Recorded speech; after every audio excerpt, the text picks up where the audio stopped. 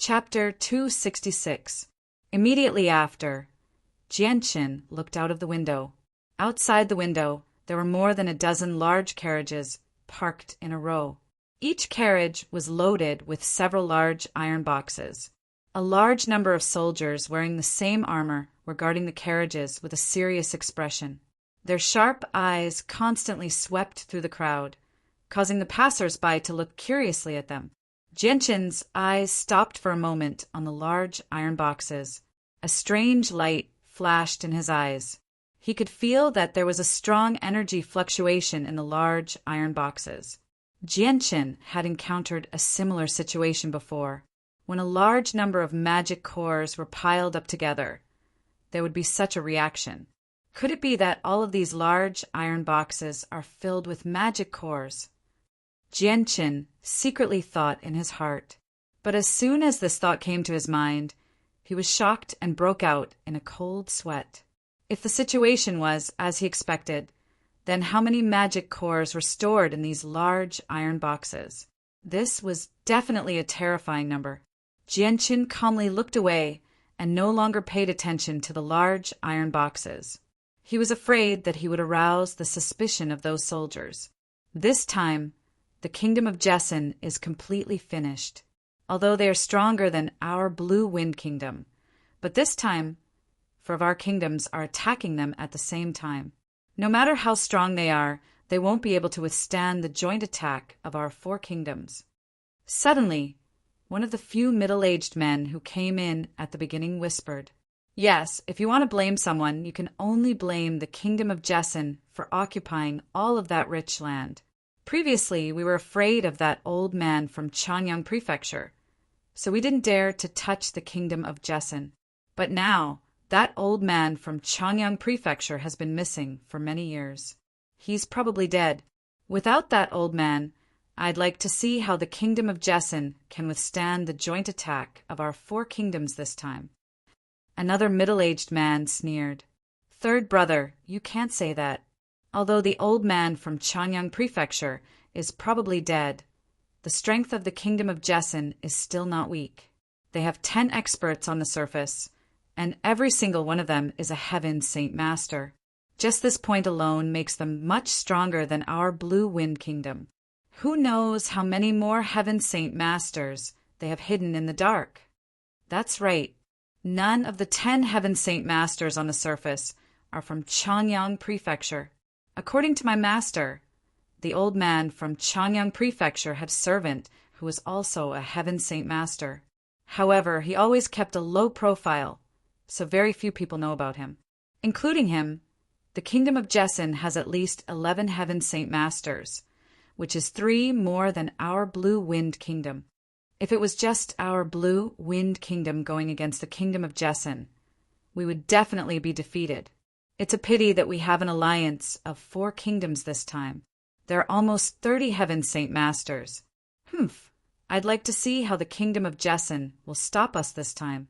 A few middle-aged men who seemed to be generals discussed. Although the inn was already filled with people, they were the only ones who were talking. Therefore, even though their voices were soft, Jianqin could still hear them clearly. Jianqin's heart was not as calm as it seemed on the surface. His expression became rather complicated. It was filled with longing and worry. Changyang Prefecture was his first home in this world, so he had special feelings for it. Although there were not many people who truly cared about Jianqin, there were still a few people who Jianqin missed. His elder brother, Changyang Hu, and his second sister, Changyang Mingyue, were all people who truly cared for him. There was also his mother, Bai Yuntian, who had taken care of him in every possible way since he was young. Now that he heard that the alliance of 4 kingdoms was attacking the kingdom of Jessin, not only did Jianqin begin to worry for his family in Changyang Prefecture, he even thought of returning to the kingdom of Jessin immediately. However, this thought was quickly extinguished by Jianqin. He was not an impulsive person. He knew his current strength very well.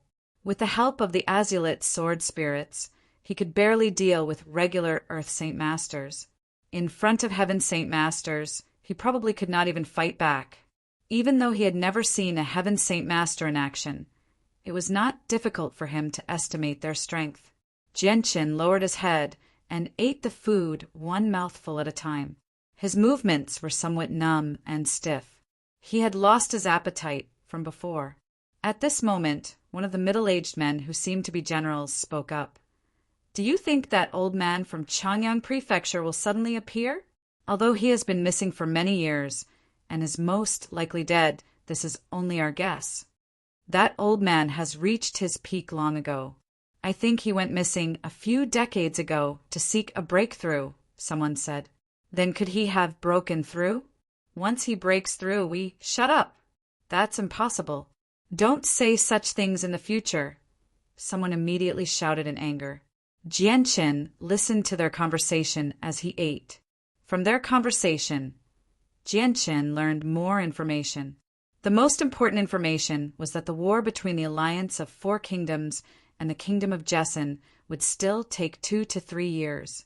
After all, the Alliance of Four Kingdoms was planning to wipe out the Kingdom of Jessen in one fell swoop. Therefore, the preparation work and the transportation of various war resources before the war had to be done. Including the mobilization of the army, it would take a long time. After the meal, Jianchen directly returned to the room he had booked to rest. Coincidentally, the generals were also spending the night in this inn. They did not book the entire inn. Instead, they stayed in the same room as regular customers. At night, Jianchen sat cross-legged on his bed for the whole night. Below the window of his room, he could see the dozen or so carriages equipped with large iron boxes. Soldiers were guarding the carriages all night, looking very cautious. Now, Jianchen was sure that the large iron boxes were filled with magic cores. Now that the Blue Wind Kingdom and the Kingdom of Jessen were about to go to war, the magic crystal cannons would definitely be the main firepower. The large number of magic cores in front of him was probably transported to the border to supply the magic crystal cannons. The next morning, after a simple breakfast, they bought a large amount of dry rations and some water from the inn. Then, with a group of armored soldiers escorting a dozen large carriages, they left Lanfeng City in a grandiose manner. Not long after they left, Jianchen also left the inn. He rode on his Class 2 magic beast and followed them from afar. He would never allow such a large number of magic cores to be transported to the border of the Blue Wind Kingdom to attack the Kingdom of Jessen. Chapter 267. A large group of soldiers wearing the national emblem of the Blue Wind Kingdom were escorting more than 10 large carriages filled with metal boxes as they slowly walked on the official road.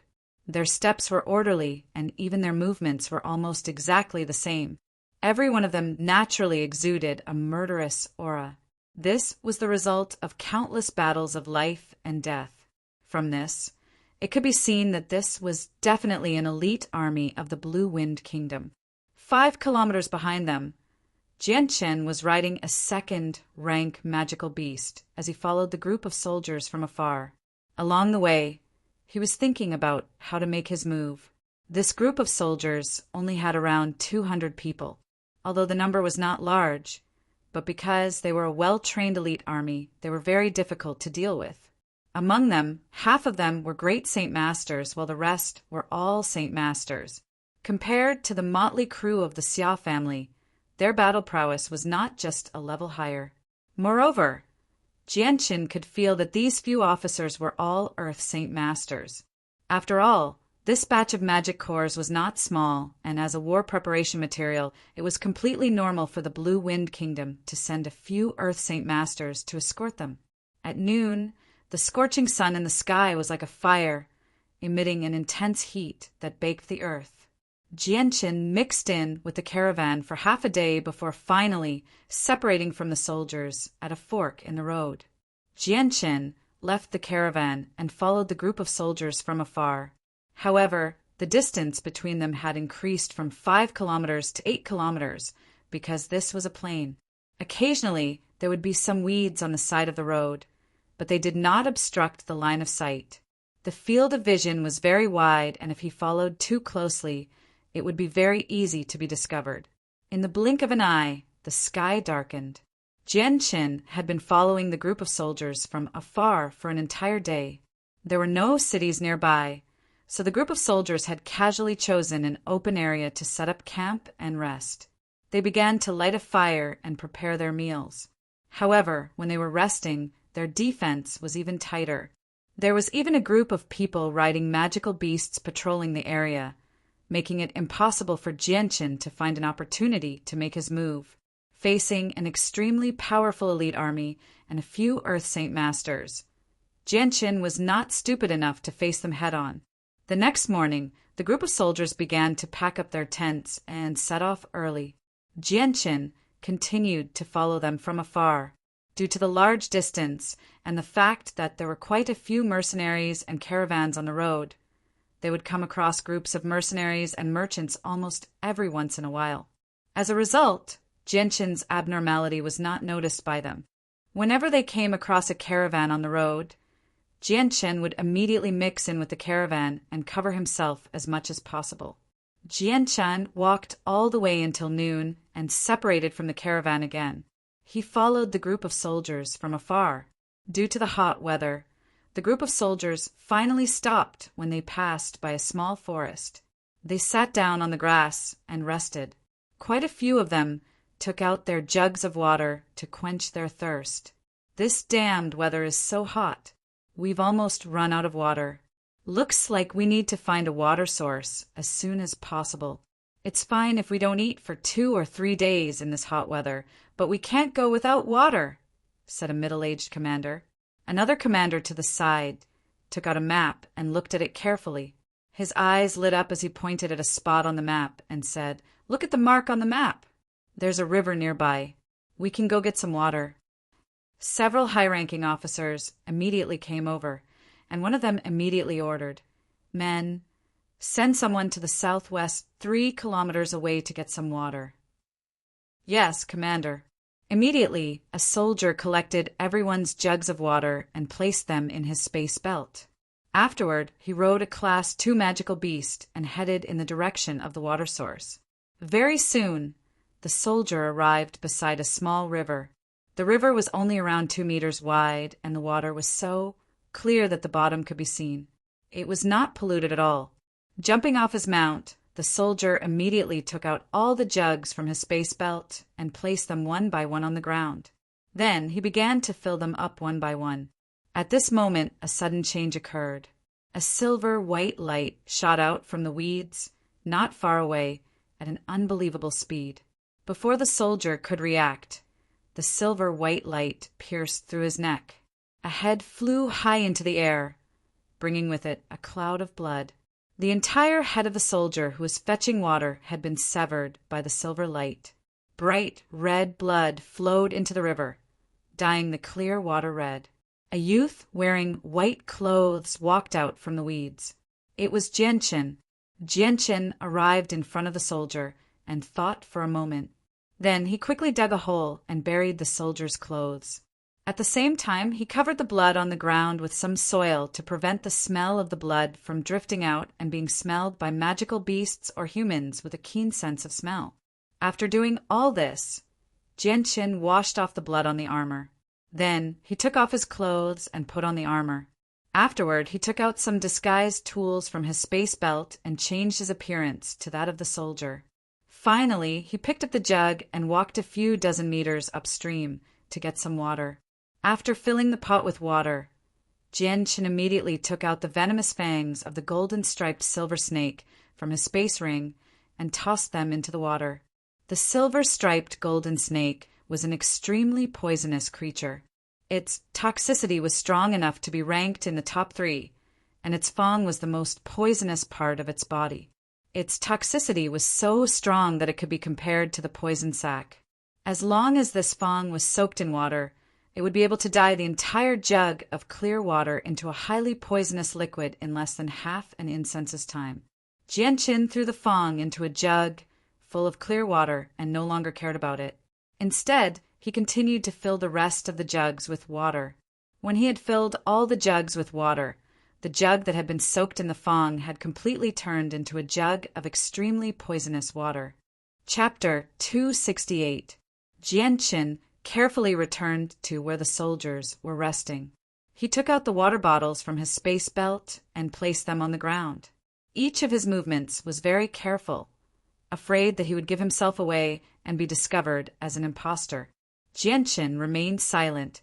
He constantly scanned the surroundings from the corner of his eyes, observing the situation.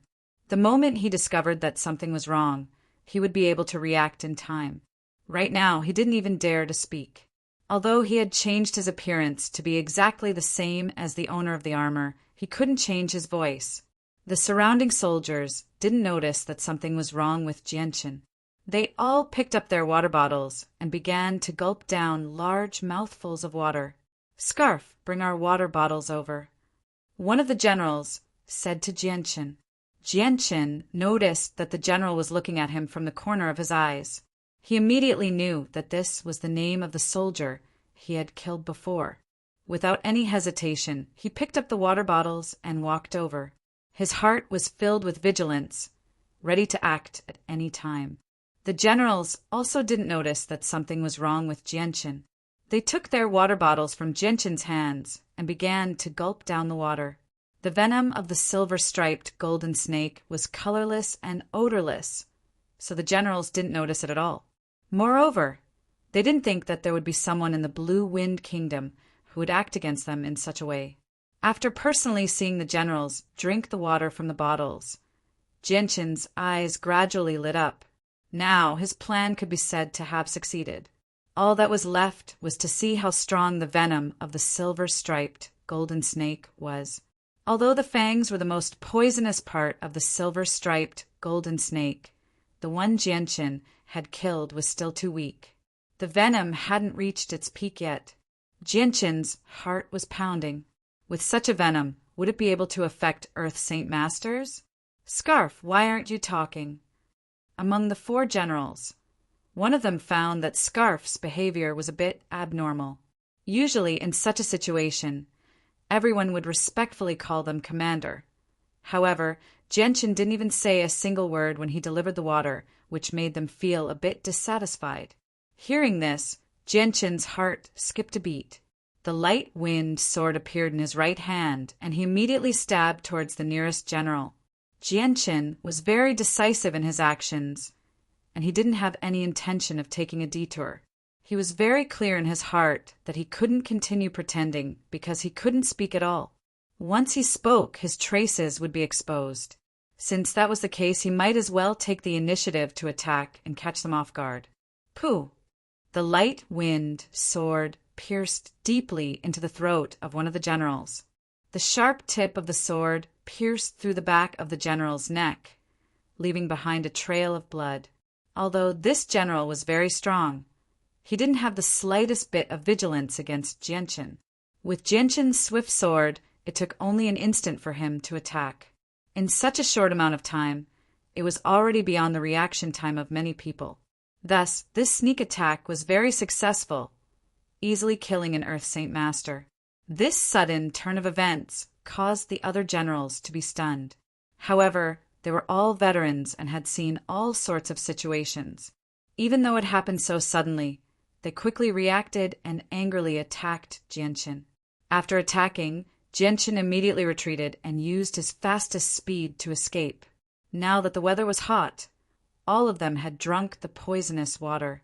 When the poison took effect, it would be time for him to make his move.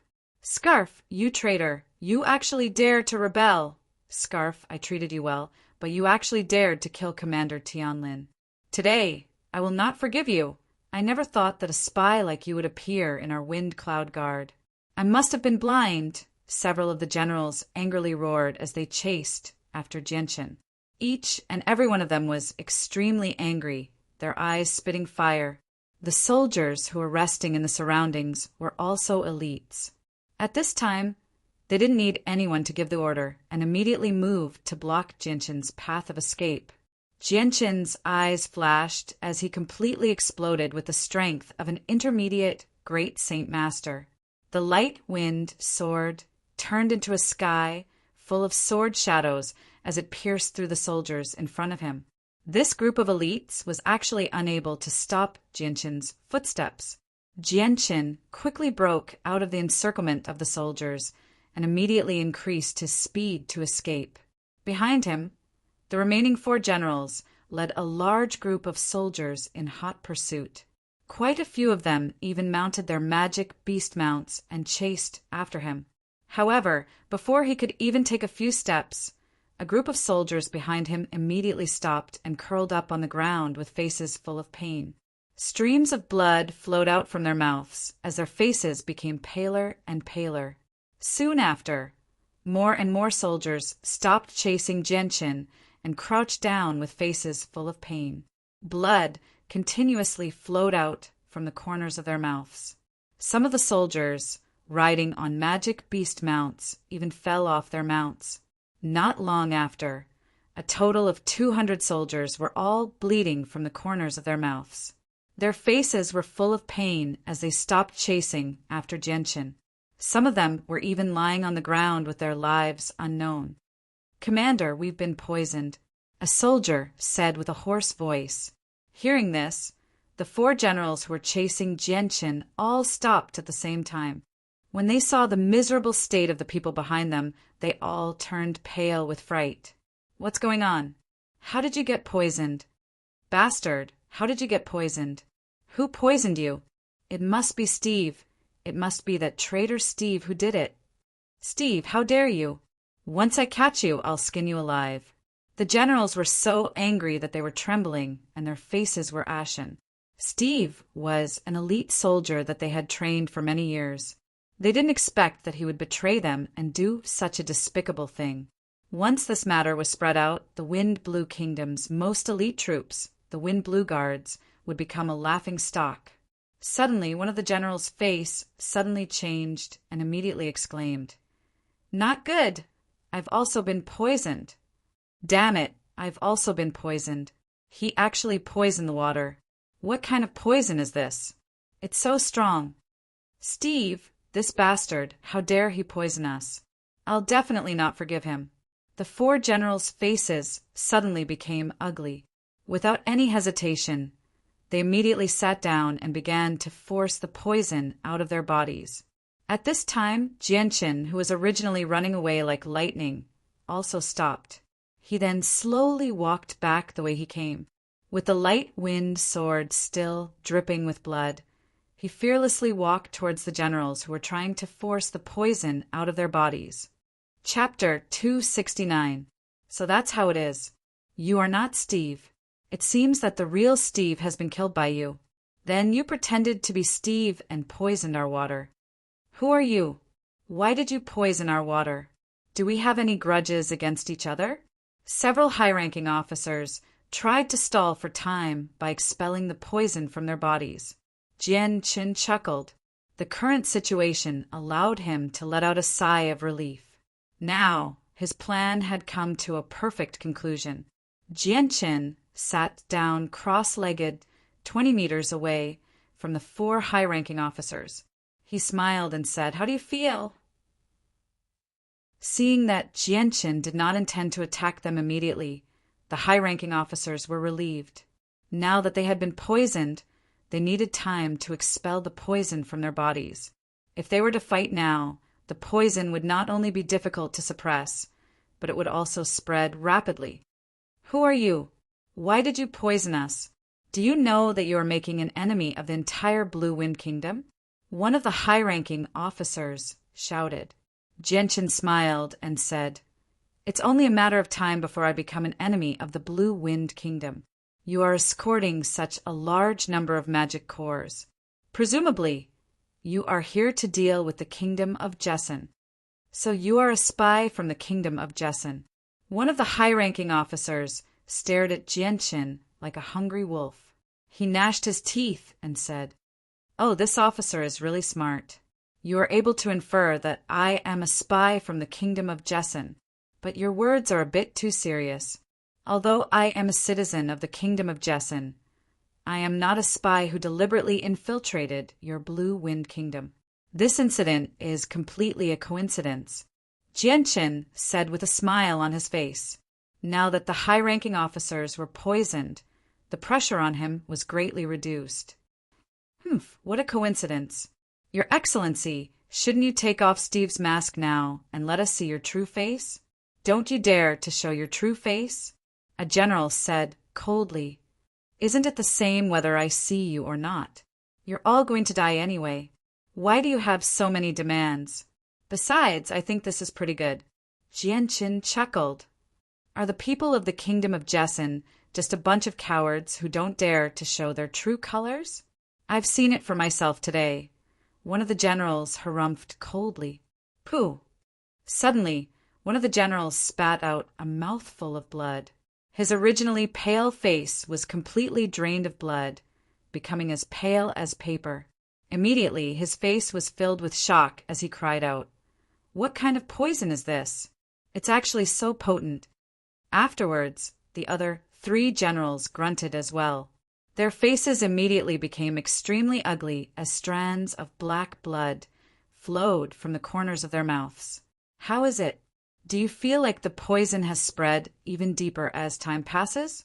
No matter how you circulate your saint force, you can't force the poison out? Jianqin's smile became even more radiant when he saw the miserable state of the 4 generals. He then boldly arrived 10 meters away from the 4 of them. What kind of poison is this? It's actually so potent. One of the generals angrily roared. There's no harm in telling you. I wonder if you've heard of golden-striped silver snakes, Jianqin chuckled. What? Golden-striped silver snakes? Don't tell me we've been poisoned by golden-striped silver snakes. Impossible! Golden-striped silver snakes are so rare that they're practically priceless on the Tianyuan continent. How can you have their poison? Hearing the mention of golden-striped silver snakes, the generals could no longer maintain their calm. All of them turned pale with fright as their faces filled with despair. Golden-striped silver snakes were one of the most poisonous creatures on the Tianyuan continent. They were ranked in the top 3. Their poison was so potent that even Saint Force couldn't force it out. Medicine couldn't cure it either. Even Saint Force couldn't completely cure it. The only way to cure it was to use its blood. While the generals were in a daze, Jianqin shot towards one of them like lightning. His light wind sword pierced through the general's throat, killing him on the spot. Without stopping, Jianqin pulled out his light wind sword and stabbed towards another general. Everyone be careful. The other 3 also came back to their senses. The general who had been attacked by Jianqin immediately fell to the ground. At the same time, a large sword appeared in his hand, and he swung it towards Jianqin. At the same time, the other 2 also unsheathed their saint weapons and attacked Jianqin. Jianqin sneered. Facing the attacks of the 3 Earth Saint Masters, he didn't fear them at all. His light wind sword stabbed out 3 times, colliding with the saint weapons of the 3 generals. Following the sound of metal colliding, the light wind sword and the 3 saint weapons collided. The light wind sword sliced through the 3 saint weapons, creating a finger-sized hole in their saint weapons. The expressions of the 3 generals changed at the same time. One of them even spat out a mouthful of blood. With his saint weapon damaged, the 3 of them had also suffered heavy injuries. How is this possible? I can feel that your strength isn't even comparable to an Earth Saint Master. How could you destroy my saint weapon? One of the generals subconsciously cried out in surprise. His face was filled with disbelief. The other 2 generals had the same expression. Their faces were filled with shock. Something's not right. Be careful of his saint weapon. His saint weapon should contain another kind of energy. One of the generals who had been observing the light wind sword carefully saw the purple and green light and immediately warned the others. Be careful. Do not clash with his saint weapon. Otherwise, the ones who will suffer will be us. The 3 generals were much more knowledgeable than the Xia family's patriarch. Very quickly, they found the reason behind this and raised their saint weapons to attack Jianqin once more. Jianqin's attacks were unrestrained. Every single strike was either aimed at the saint weapons in the hands of the 3 generals or their throats. he did not hold back at all. Due to their fear of the Azulite sword chi, the three generals were completely restrained in battle. They were unable to unleash their full battle prowess. After the two sides had exchanged a few dozen blows, suddenly, a pillar of blood shot up into the sky. One of the generals couldn't dodge in time and had his neck cut off by the purple and green sword chi. His entire head fell to the ground, causing everyone's hair to stand on end. Duo G. Chapter 270. We've already been poisoned by the silver-striped golden snake's venom and are doomed to die. Let's fight to the death with him. One of the generals shouted. Immediately, he stopped suppressing the poison in his body and erupted with his full strength as an Earth Saint Master. A thick layer of fiery red light enveloped him and transformed into a solid flame. The intense heat roasted the ground, causing the weeds on the ground to quickly wither. Hearing this, the other general also knew that he would not be able to escape death. His eyes revealed a trace of determination. A layer of faint green light emitted from his body. With the appearance of this layer of green light, the surrounding wind elements immediately became active. Wisps of faintly discernible wind revolved around him. I'll let you have a taste of my raging flame sword style. The Fire Saint Master roared. The great sword in his hand suddenly turned red and emitted an unbearable heat. As it slashed down, traces of pressure filled the air and pressed down on Genshin's body, causing Genshin to feel as if he was carrying a large boulder on his back. The other great sword emitted a bright green light as it pierced towards Genshin's chest with lightning speed. It was so fast that Genshin had no way of dodging it. Facing the attacks of the two, Genshin did not try to dodge. Instead, he used his light wind sword to stab towards the great sword. Ding! The tip of the light wind sword actually collided with the great sword's edge. The great sword, that was even harder than metal, was once again pierced by the light wind sword, leaving behind a finger-sized hole. Genshin spat out a mouthful of blood.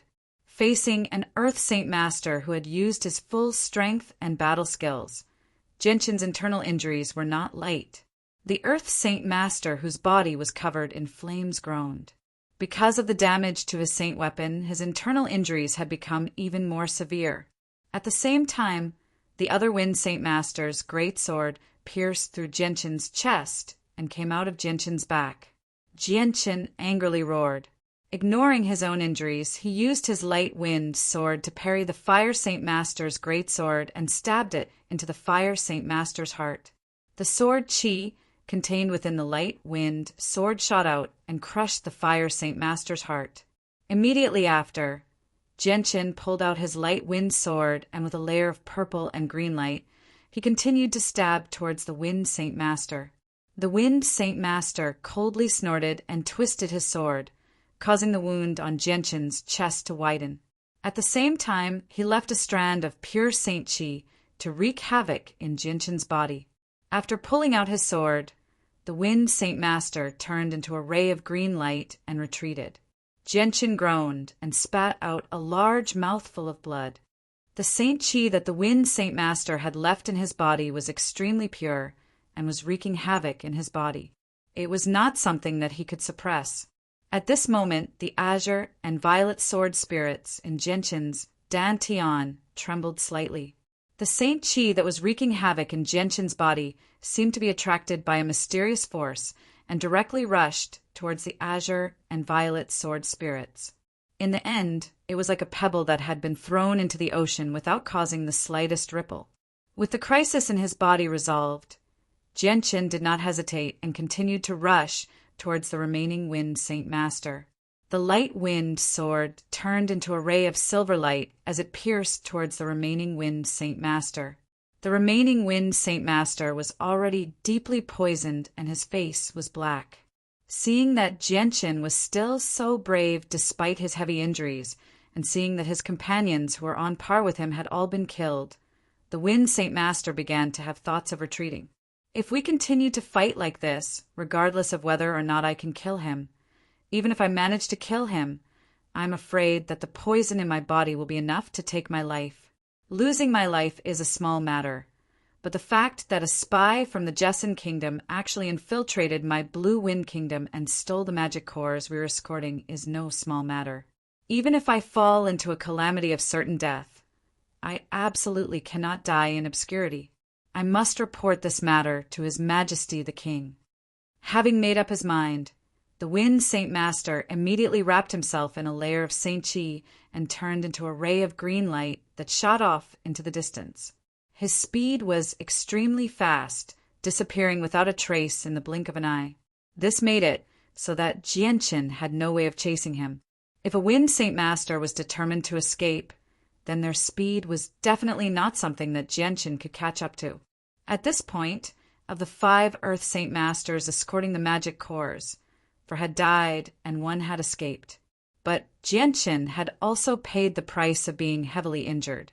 Jianqin ignored his injuries and walked towards the corpses of the Wind Saint Masters. Reaching out his hand, he took the space rings from their hands and dragged his heavily injured body towards the large carriages filled with boxes. He had to quickly collect the spoils of war, so he could not stay here any longer. Jianqin arrived in front of one of the large boxes and cut off the chains with his sword. Opening the lid, he revealed a large pile of thumb-sized magic cores. They were all 1st and 2nd level magic cores, filling the entire box to the brim. There are actually so many magic cores. I'm afraid that just this box alone contains several thousand magic cores. Jianqin's heart began to thump uncontrollably. Even though there was only a large pile of low-level monster cores in front of him, there were just too many of them. Moreover, this was only a single chest. There were a total of 15 large carriages here, and each carriage had 2 to 4 chests. If all of these chests were filled with monster cores, then just how many monster cores were there? This was definitely a terrifying number that would cause one's heart to palpitate. Suddenly, the azure and violet sword spirits in Jianqin's dantian began to tremble slightly. A thought was transmitted into Jianqin's mind. The azure and violet sword spirits actually want to absorb the energy within these magic cores. Because it was a thought transmission, Jianqin immediately understood the azure and violet sword spirits' intentions. Without any hesitation, he immediately extended a hand and placed it on top of the pile of magic cores. Although these low-level magic cores could be sold for quite a bit of money if the azure and violet sword spirits could recover, then the azure and violet sword chi he could borrow would be even more powerful. Although it was not his own strength, it was currently his greatest bargaining chip against an Earth Saint Master. Just as Jianqin's hand was placed on top of the pile of magic cores, an enormous suction force that caused Jianqin's expression to change appeared from his dantian. The several thousand magic cores that filled the entire metal box all emitted a faint light. Waves of energy gathered together, forming a visible substance of energy that passed through Jianqin's arm and into his dantian. Jianqin's eyebrows slightly wrinkled. Such a large amount of energy passed through his arm, causing him to feel an intense pain. The azure and violet sword spirit's speed of absorbing energy was extremely fast. Very soon, the entire metal box was completely absorbed by the azure and violet sword spirits. Jianqin sensed the situation of the azure and violet sword spirits, but to his disappointment, the azure and violet sword spirits did not change at all after absorbing an entire metal box of magic cores. It looks like for the azure and violet sword spirits to recover, the amount of magic cores they need will definitely surpass my expectations. Jianqin secretly thought to himself, but he felt a wave of bitterness in his heart. The appetite of the azure and violet sword spirits was just too big. He did not know just how much energy would be needed for the azure and violet sword spirits to recover. Next, Jianqin opened the metal boxes one by one. Inside were all Class 1 and Class 2 magic cores, and Jianqin generously gave them all to the azure and violet sword spirits to absorb. When Jianqin opened the 17th metal box, he was surprised to find that it was completely filled with Class 3 magic cores. The entire box was filled to the brim with Class 3 magic cores. numbering several thousand. Of these Class 3 magic cores, Genshin only took a few hundred for his own cultivation. The rest were all given to the Azure and Violet sword spirits to absorb. Afterwards, Genshin opened another 5 metal boxes. They were all filled with Class 3 magic cores, which made Genshin a little excited. However, Genshin did not take any of these magic cores. Instead, he gave them all to the Azure and Violet sword spirits to absorb, hoping that they would become even more powerful.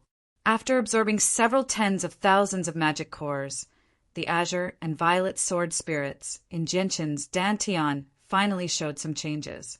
The originally weak Azure and Violet sword spirits became even denser.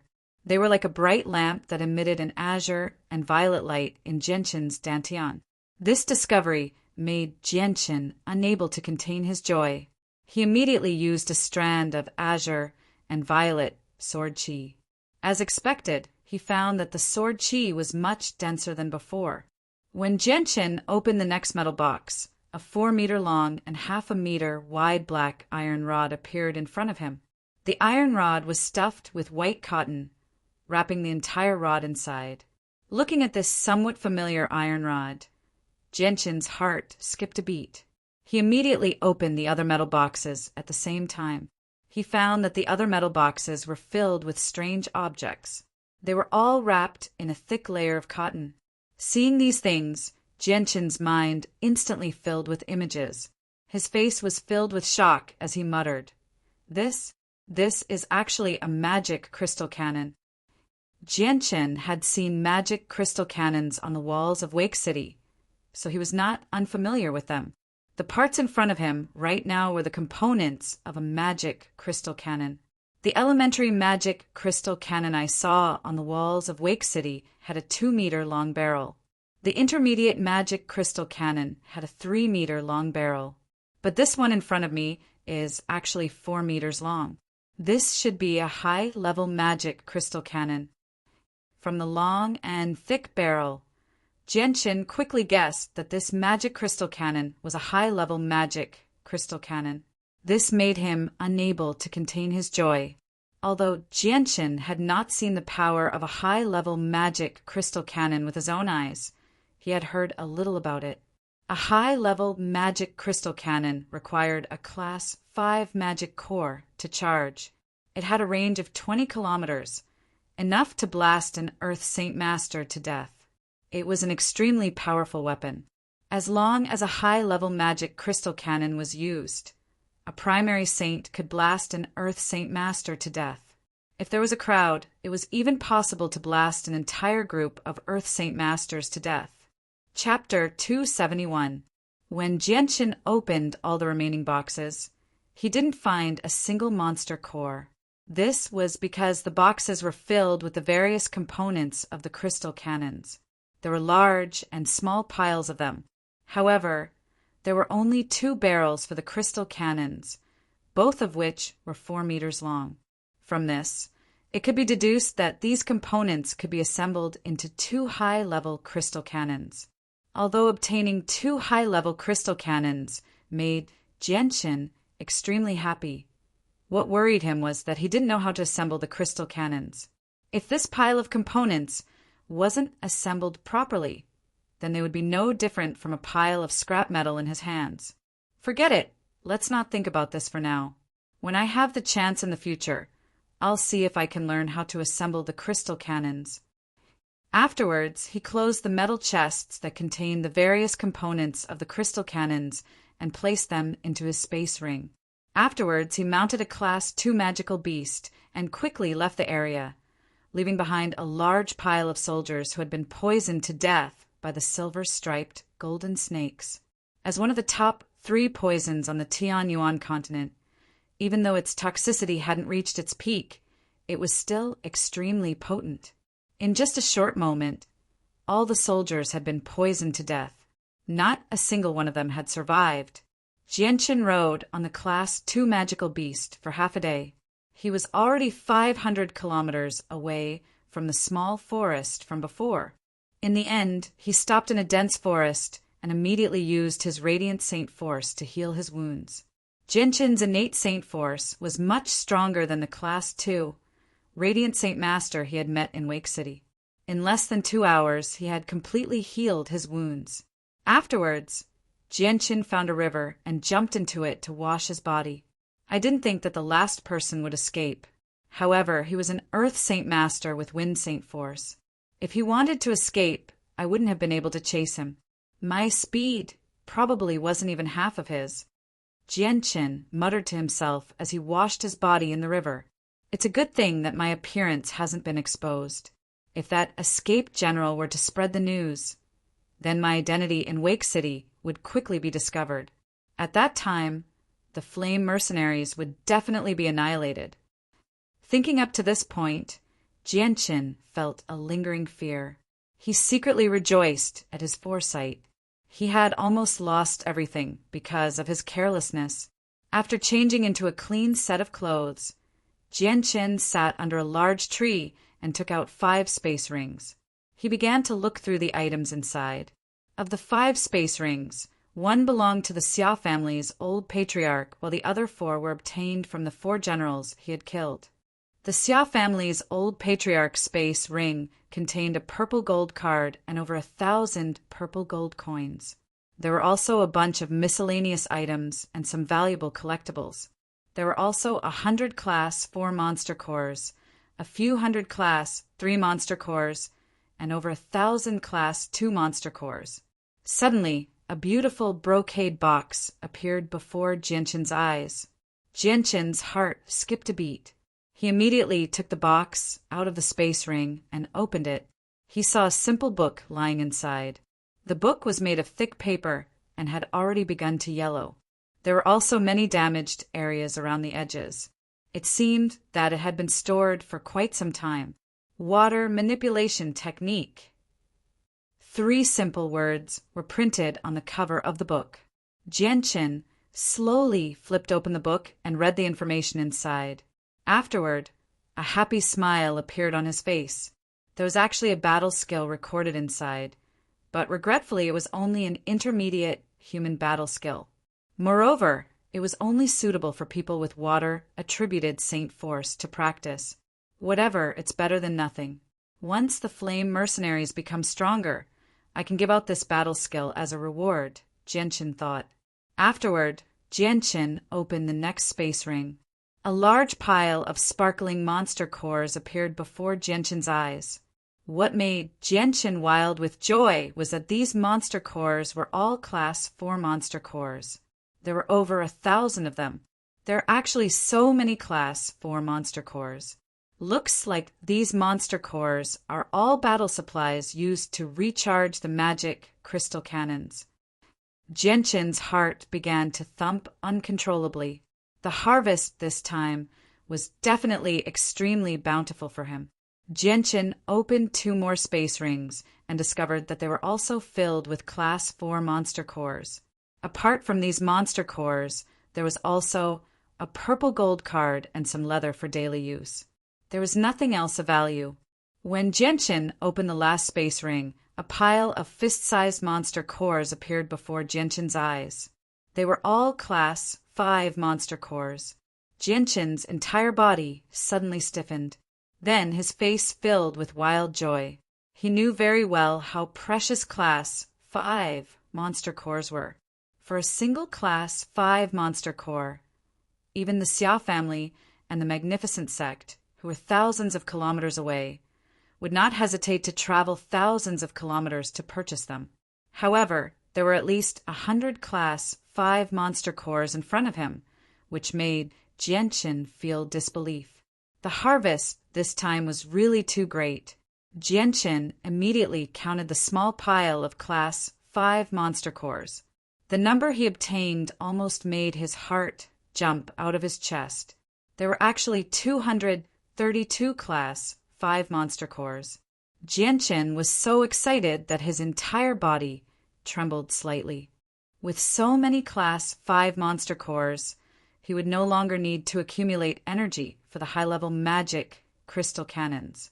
With so many Class 5 monster cores, if all of them were used to fire the high-level magic crystal cannons, it would be enough for him to fire more than 200 times. This could easily destroy a Class 1 city. After a long time, Genshin's agitated emotions gradually calmed down. He kept his spoils of war, then rode on a Class 2 monster beast and continued on his way. One day later, Genshin stopped in front of a huge mountain that stretched for thousands of miles. He abandoned his monster beast and walked up the mountain on foot. This mountain range was only an ordinary mountain range. The world origin chi here was very sparse, and most of the creatures that lived here were wild beasts. Occasionally, there would be a few Class 1 and Class 2 monster beasts, but there weren't any Class 1 monster beasts. The dense forest in the mountain range blotted out the sun.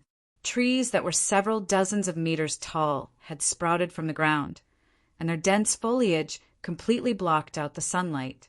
As a result, the entire mountain range was shrouded in a layer of gloomy darkness all year round. The environment in the mountain range was not as harsh as in the magical Beast Mountain Range. Jianchen wandered around the mountain range for 2 days according to his memory, and finally found the Huang family village that he had once stayed in for a period of time. It had already been over a month since he had left the village. Jianchen's return made everyone in the Huang family village very happy, and Rothko immediately suggested that everyone gather together. That night, everyone in the Huang family village gathered together to congratulate Jianchen on his return. Mingdong's injuries had already healed half a month ago, and he didn't leave the Huang family village after that. Instead, he remained in the village to cultivate and improve his power. Occasionally, he would accompany some of the able-bodied villagers into the mountains to hunt. With his sage master powers, it was extremely easy for him to hunt these wild beasts. Furthermore, due to his existence, the food in the entire Huang family village had been raised to a whole new level. Chapter 272. At night, in a small wooden hut, Mingdong and Jianchen gathered together. From the looks of it, your injuries should be completely healed, right? Jianchen looked Mingdong up and down and said with a smile. Mingdong nodded slightly and said, "It's all thanks to the medicine you left behind. Otherwise, I wouldn't have been able to recover so quickly. Moreover, after this period of cultivation, my strength has reached a new level as well." Jianchen nodded slightly and praised, "Not bad. You're already a high-level Saint Master. With your talent, you'll probably be able to break through to Great Saint Master in a few months. As long as I have enough monster cores, I'll definitely be able to break through to Great Saint Master in 3 months." Mingdong's face was filled with confidence. As soon as he mentioned his talent, he felt a wave of pride. However, when he thought of Jianchen, the pride on his face immediately vanished without a trace. Although his talent for cultivation was exceptional, Mingdong also understood that he was still far inferior to Jianchen. Jianchen only seemed to be in his early 20s, yet he already possessed the strength of a great Saint Master. As for himself, he was already 27, a few years older than Jianchen, yet he had just reached the high-level Saint Master level. The difference between the two of them was like heaven and earth. Jianchen took out 10 Class 4 monster cores and gave them to Mingdong. He said, "Work hard to increase your strength. As for the monster cores, you don't have to worry about them. I'll take care of all your cultivation needs. However, you have to remember that increasing your strength has to be done step by step. You can't be in too much of a hurry, or else you'll leave behind any hidden dangers that might affect your future path." Mingdong had already experienced Jianchen's generosity, so he didn't refuse. He directly accepted the monster cores from Jianchen and said, "Don't worry, I understand this principle as well. By the way, do you know about the mercenary gathering that is only held once every 50 years? Jianchen suddenly asked. Mingdong nodded slightly and said, "I've been out for quite some time now. I've heard a bit about the mercenary conference. I heard that it's a huge competition between mercenaries, and the battles are very intense.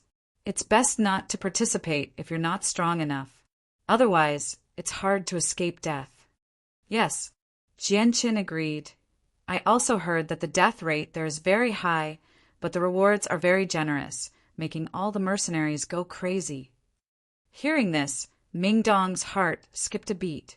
He stared closely at Jianqin and asked, "Don't tell me you want to participate in the mercenary conference."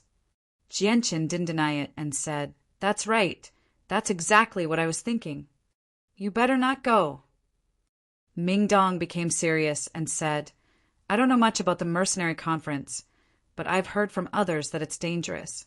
If you're not an Earth Saint Master, it's best not to participate. Otherwise, you'll probably die." Jianqin chuckled and said in an unconcerned manner, "Don't worry. I may not be an Earth Saint Master, but I'm still capable of staying alive. A heaven-tier battle skill is just too tempting. I have to give it a try." Ming Dong immediately became stern. He stared at Jianqin for a long time, and only after confirming that Jianqin wasn't joking did he sigh helplessly. "Looks like you've made up your mind to participate in the mercenary conference." "Yes, I have to participate. I plan to leave tomorrow morning. Come with me. The Huang village is far too quiet. You probably won't get used to it if you stay here for too long." "All right. I've been rather bored staying here these past few days. If it weren't for your return, I would have left long ago." The next morning, Jianqin and Ming Dong bade farewell to the people in the village. They left behind a large amount of food that they had brought in from outside before leaving without any hesitation. Everyone in the village was reluctant to part with Jianqin, but they knew that he wasn't suited to living here. It was only a matter of time before he left. Only the outside world was suitable for him, so they didn't try to persuade him to stay. They only hoped that Ming Dong could visit the village often when they had the time. After all, the village was located in the depths of the mountains, so it was basically cut off from the rest of the world. Very few outsiders set foot in this place. 2 days later, Jianqin and Ming Dong emerged from the mountains. They then walked for an entire day before arriving in a Grade 2 city. In the distance, the city gates were filled with large groups of mercenaries and merchants who were entering the city. There were a lot of soldiers at the city gate. There were more than 300 of them. Everyone who entered the city, whether it was a stout merchant or a tall mercenary, would be stopped and interrogated before they were allowed to enter. On the city wall, there were also groups of elite soldiers in full armor. They swept their sharp gazes downwards. "What's going on here? Why is it so troublesome to enter the city? I don't remember it being like this in the past. I think something big must have happened. I just came from Antelope City yesterday, and there are a lot of guards there. The entire city has been mobilized, and they're searching for someone all over the city. You don't know, but my cousin is the captain of a city guard in a nearby city. I heard from him that a spy from the kingdom of Jessen broke into our Blue Wind Kingdom and killed over 300 of our most elite Blue Wind guards. He stole a large batch of magic cores and escaped. Our king is furious, and the entire kingdom is searching for this spy. At the city gate, many people were discussing this matter with relish. And when Jianqin heard these words, he couldn't help but sneer. It was certain that the loss of this batch of magic cores was definitely an unbearable loss for the Blue Wind Kingdom. After waiting in line for a long time, the people in front of them entered the city one by one. Finally, it was Jianqin and Ming Dong's turn. "Stop, what are you doing here?" A few soldiers immediately stopped Jianqin and Ming Dong and asked. Jianqin smiled and said, "Brother, we're both mercenaries." "Of course. We're here to stay and replenish some necessities." Then Jianqin took out his mercenary badge. The soldier pretended to take Jianqin's mercenary badge and looked at it. Then he looked at Jianqin and Ming Dong's figures and said, "You don't look like spies. Go in." Jianqin and Ming Dong entered the city without any obstructions. Then Jianqin discovered that the city's streets and alleys were filled with portraits. The person in the portrait was very similar to Jianqin, but the strange thing was that the person's face was not depicted. "How can we find the spy with just a portrait?" We don't even know what the spy looks like. How can we find him? I don't know what the spy looks like. Even if he stood in front of me, I wouldn't be able to recognize him. Sigh. Why didn't they put up a portrait of the spy? How can we find him with just a picture? There were many people surrounding the portrait, looking at it, and all of them were grumbling. Haha! Does the king of the Blue Wind Kingdom really think that he can find someone just by looking at this portrait? This is simply a fool's dream. There are many people with this kind of body. They can be found all over the streets. Don't tell me that you want to catch all the people with the same body type as the one in the portrait. Looking at the portrait without any facial features, Jian said with a smile, "That's right. If we don't know what the culprit looks like, these portraits are just for show." Ming Dong said in agreement. Jian and Ming Dong left and made their way into the city. After asking around, they arrived at a market that specialized in magical beast mounts. The magic beast mount market was relatively quiet. There were only 30 or so magic beasts of various kinds lying in a large straw shed. Although the magic beast mounts sold in the market were all very docile and had almost no offensive capabilities, they were very expensive. Very few people could afford them, so there were not many people in the market.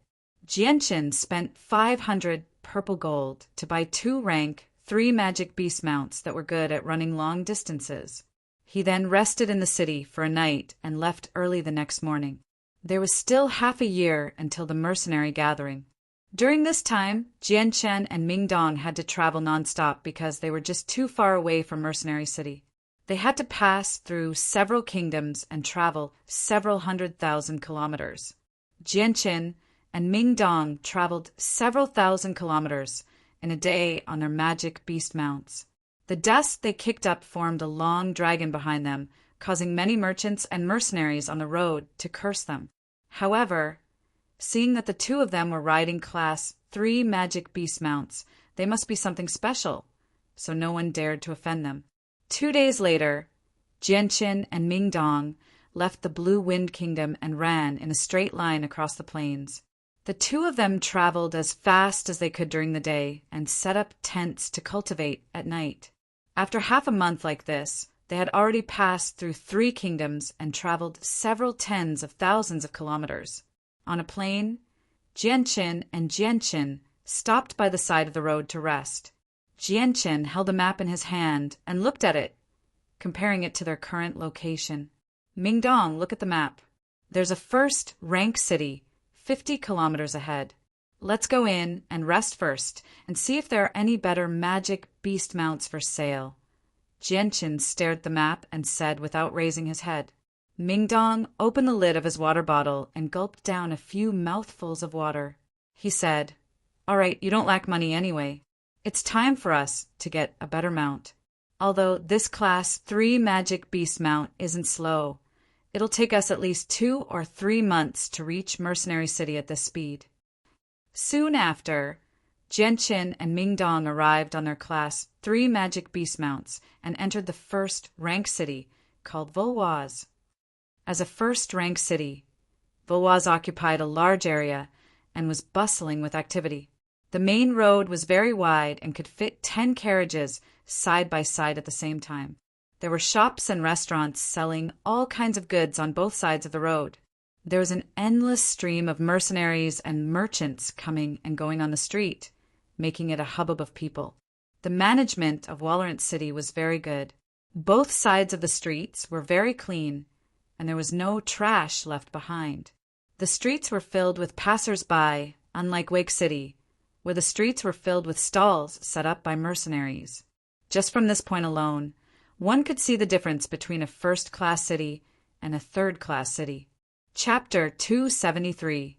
The young master of the Tianqin clan stared at Jian with a serious expression and said, "Your sword is too fast. It is very difficult for me to dodge, so I can only use my strongest defense. You have the qualifications to be my opponent. Now I will use my full strength. Prepare yourself." Jian held the light wind sword in his hand and pointed it towards the ground. He calmly looked at the young master of the Tianqin clan and said, Make your move! The young master of the Tianqin clan stared at Jianchen with a sharp gaze. He was slightly stern as he called out, "Sand and stone!" A thick yellow light emitted from the young master of the Tianqin clan. In an instant, it turned into a cloud of yellow dust that covered an area of 10 meters. Jianchen's line of sight was suddenly blocked. All he could see was the yellow dust. Even with his eyesight, he couldn't see anything more than a foot away. Moreover, in this yellow dust, he felt as if he had sunk into a quagmire. His entire body felt uncomfortable. It was as if this space could bind his body to a certain extent. Even if it couldn't actually make him unable to move, it still affected him to a certain extent. Could this be a battle skill? It really is a strange battle skill. Jianchen thought to himself. Suddenly his eyes flashed and the light wind sword turned into a silver bolt of lightning and stabbed forward. Ding! Ding! Following a clear sound, a huge sword that was hidden in the yellow dust appeared and was sent flying by the light wind sword. The yellow dust shook slightly and Jianchen's light wind sword continued to stab forward. In the khaki space, the people outside couldn't see what was happening inside. They could only hear the endless sounds of weapons colliding. The entire khaki space was constantly trembling, giving people a feeling that it would break at any time. Outside, the guards of the Tianqin clan and over 1,000 onlookers all stared at the space enveloped by the yellow light. Just who was stronger between the most outstanding young master of the Tianqin clan and an outsider who was even younger than him? Some of the guards of the Tianqin clan also looked at the yellow space with worry. The young master of the Tianqin clan possessed extraordinary talent and was the pride of the Tianqin clan. As guards of the Tianqin clan, they really did not wish for the pride of their clan to be defeated by an outsider who was much younger than them. The Tianqin clan's second young miss also stared at the space where the two people were fighting.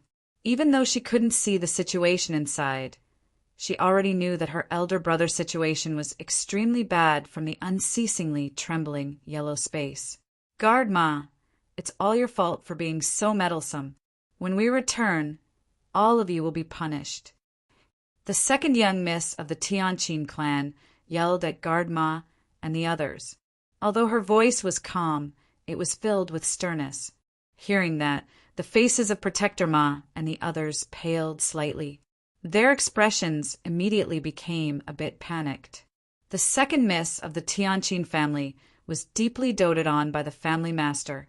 She was the daughter that the family master doted on the most. If she went to the Tianqin family master and said a few bad words to them, they would definitely end up in an extremely miserable state. Thinking up to there, they immediately became rather panicked.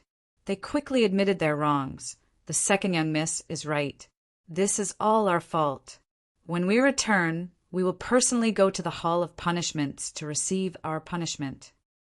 At this moment, the yellow dust that enveloped a radius of 10 meters violently trembled before rapidly fading away, revealing the situation inside. All that could be seen was Jianchen standing there with a sword in his right hand. The tip of the sword was pointed towards the ground. 5 meters away, the young master of the Tianqin clan was wearing a yellow armor. His 4-foot-long greatsword was stabbed into the ground. The two of them didn't look any different from before the battle. Their clothes were still intact. However, those with sharp eyes could see that the yellow armor on the young master of the Tianqin clan had already dimmed.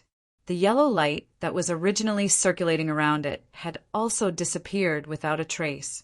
The young master of the Tianqin clan withdrew his great sword and laughed loudly at Jianchen. "Not bad. Your strength is indeed very strong. Among the younger generation, you are the only one that makes me feel like I can't defeat. I, Tianqin, shall admit defeat." Jianchen withdrew his light wind sword and cupped his hands towards the young master of the Tianqin clan. He smiled and said, "Young master is too polite. In this battle, the two of us only tied. There is no need to talk about victory or defeat." From the young master of the Tianqin clan's words, Jianqin had already determined that he was a straightforward and upright person. A loss is a loss. There is nothing to be embarrassed about. I, Qin Shao, am not the type of person who can't accept defeat. The young master of the Tianqin clan waved his hand and said without a care. He didn't care about reputation at all. With these words, Jianqin's opinion of the young master of the Tianqin clan changed quite a bit. His eyes held a trace of admiration. The young master of the Tianqin clan looked at Jianqin with a serious expression and cupped his hands. I wonder how I should address this brother. Who is your master? For you to have such strength at such a young age, you must not be a nobody. Jianqin cupped his hands and replied, Young master is too kind. This one is Jianqin. I come from the deep mountains, and my master is a nameless hermit. The young master of the Tianqin clan, Qin Shao, walked in front of Jianqin. His tall and sturdy figure was a stark contrast to Jianqin's delicate body. When the two of them stood together, their figures were completely disproportionate. Qin Shao patted Jianqin's shoulder and said, Brother Jianqin, you should just call me Qin Shao. That way it sounds more comfortable. That's what my family calls me. After saying this, Qin Shao paused and hesitated for a moment before continuing. Brother Jianqin, you are the only person in the younger generation who can defeat me. I, Qin Shao, admire you very much. Now, I would like to invite you to our Tianqin clan as a guest. I wonder if Brother Jianqin would be willing to do me the honor. A sliver of surprise appeared in Jianqin's eyes, and he hesitated for a moment. He never thought that Qin Shao would invite him to the Tianqin clan as a guest as soon as he arrived. He had just arrived in Walnut City and was unfamiliar with the Tianqin clan. Moreover, he seemed to have had some disagreements with them here.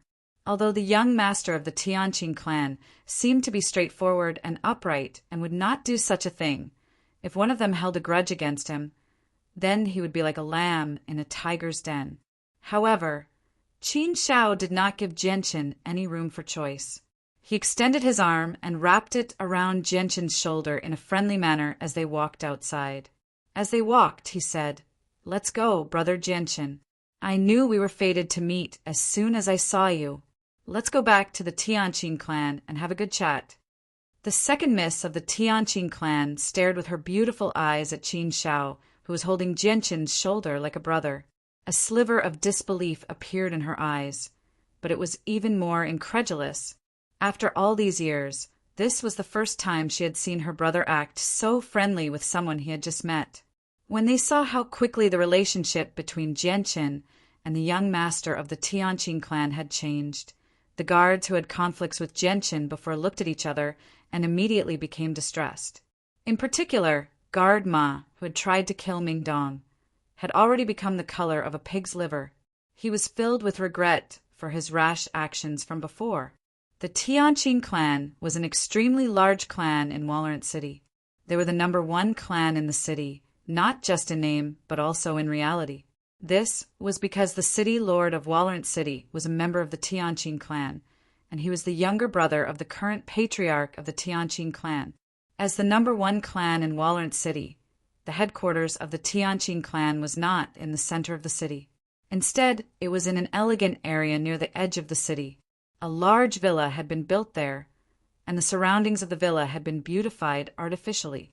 It was surrounded by green trees and mountains, and the exotic flowers and herbs planted in the surroundings gave off a faint fragrance that drifted through the air. It had a refreshing effect. With a single breath, one's mind would be roused, and their mind would become clearer.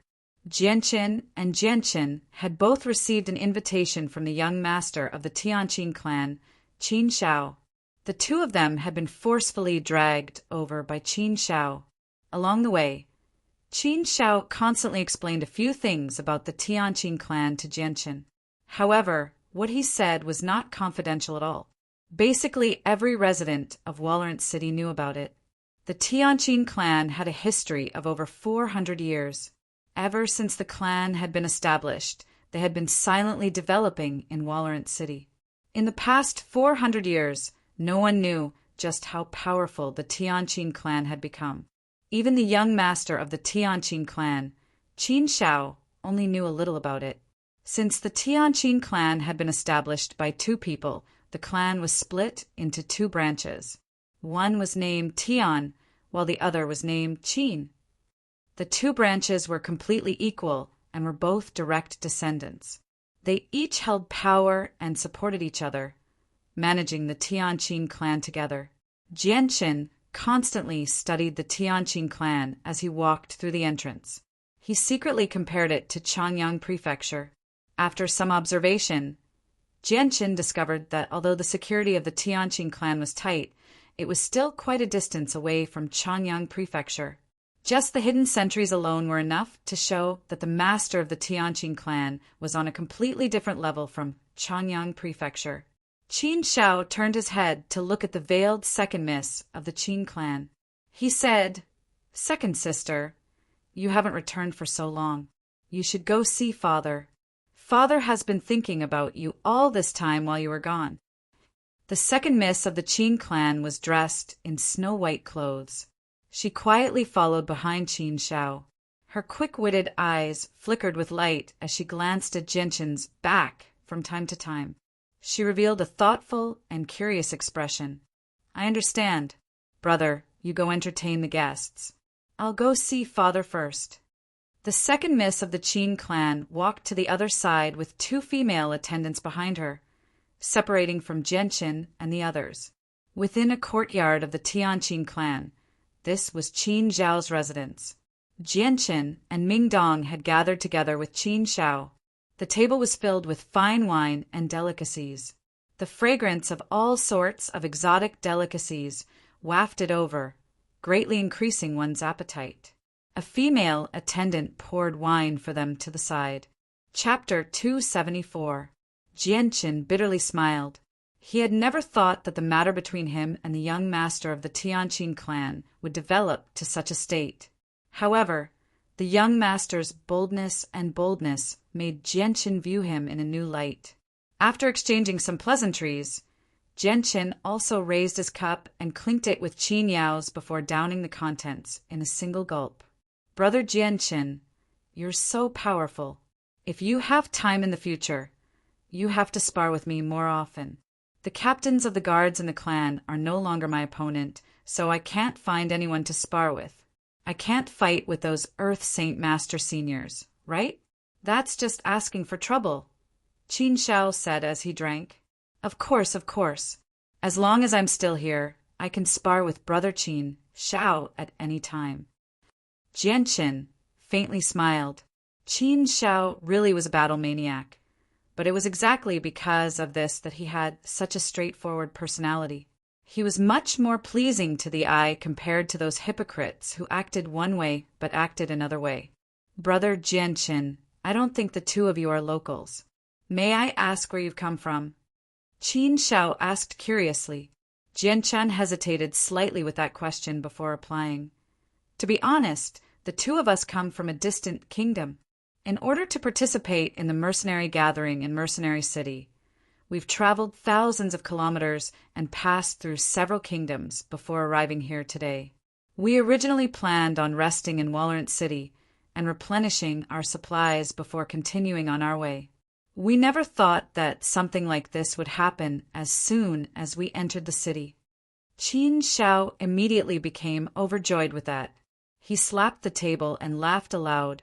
"What a coincidence! I never thought that Brother Jianqin would also be participating in the mercenary gathering. Haha, we just happen to be going the same way." "What? Brother Qin Shao is also participating in the mercenary gathering?" Jianqin was surprised. Of course, the rewards of the mercenary gathering are just too plentiful.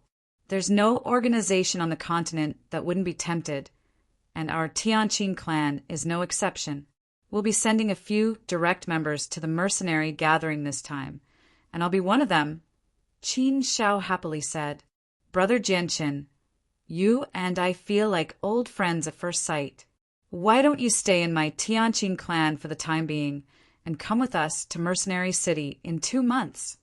Hearing this, Gentian frowned slightly and said, Qin Shao, there's less than half a year until the mercenary conference, and there's still a distance of several 100,000 kilometers between here and Mercenary City. Just traveling would take several months. If we leave in 2 months, I'm afraid we won't make it to Mercenary City in time. Qin Shao laughed heartily. It seems that Brother Gentian hasn't heard of spatial gates. Spatial gates?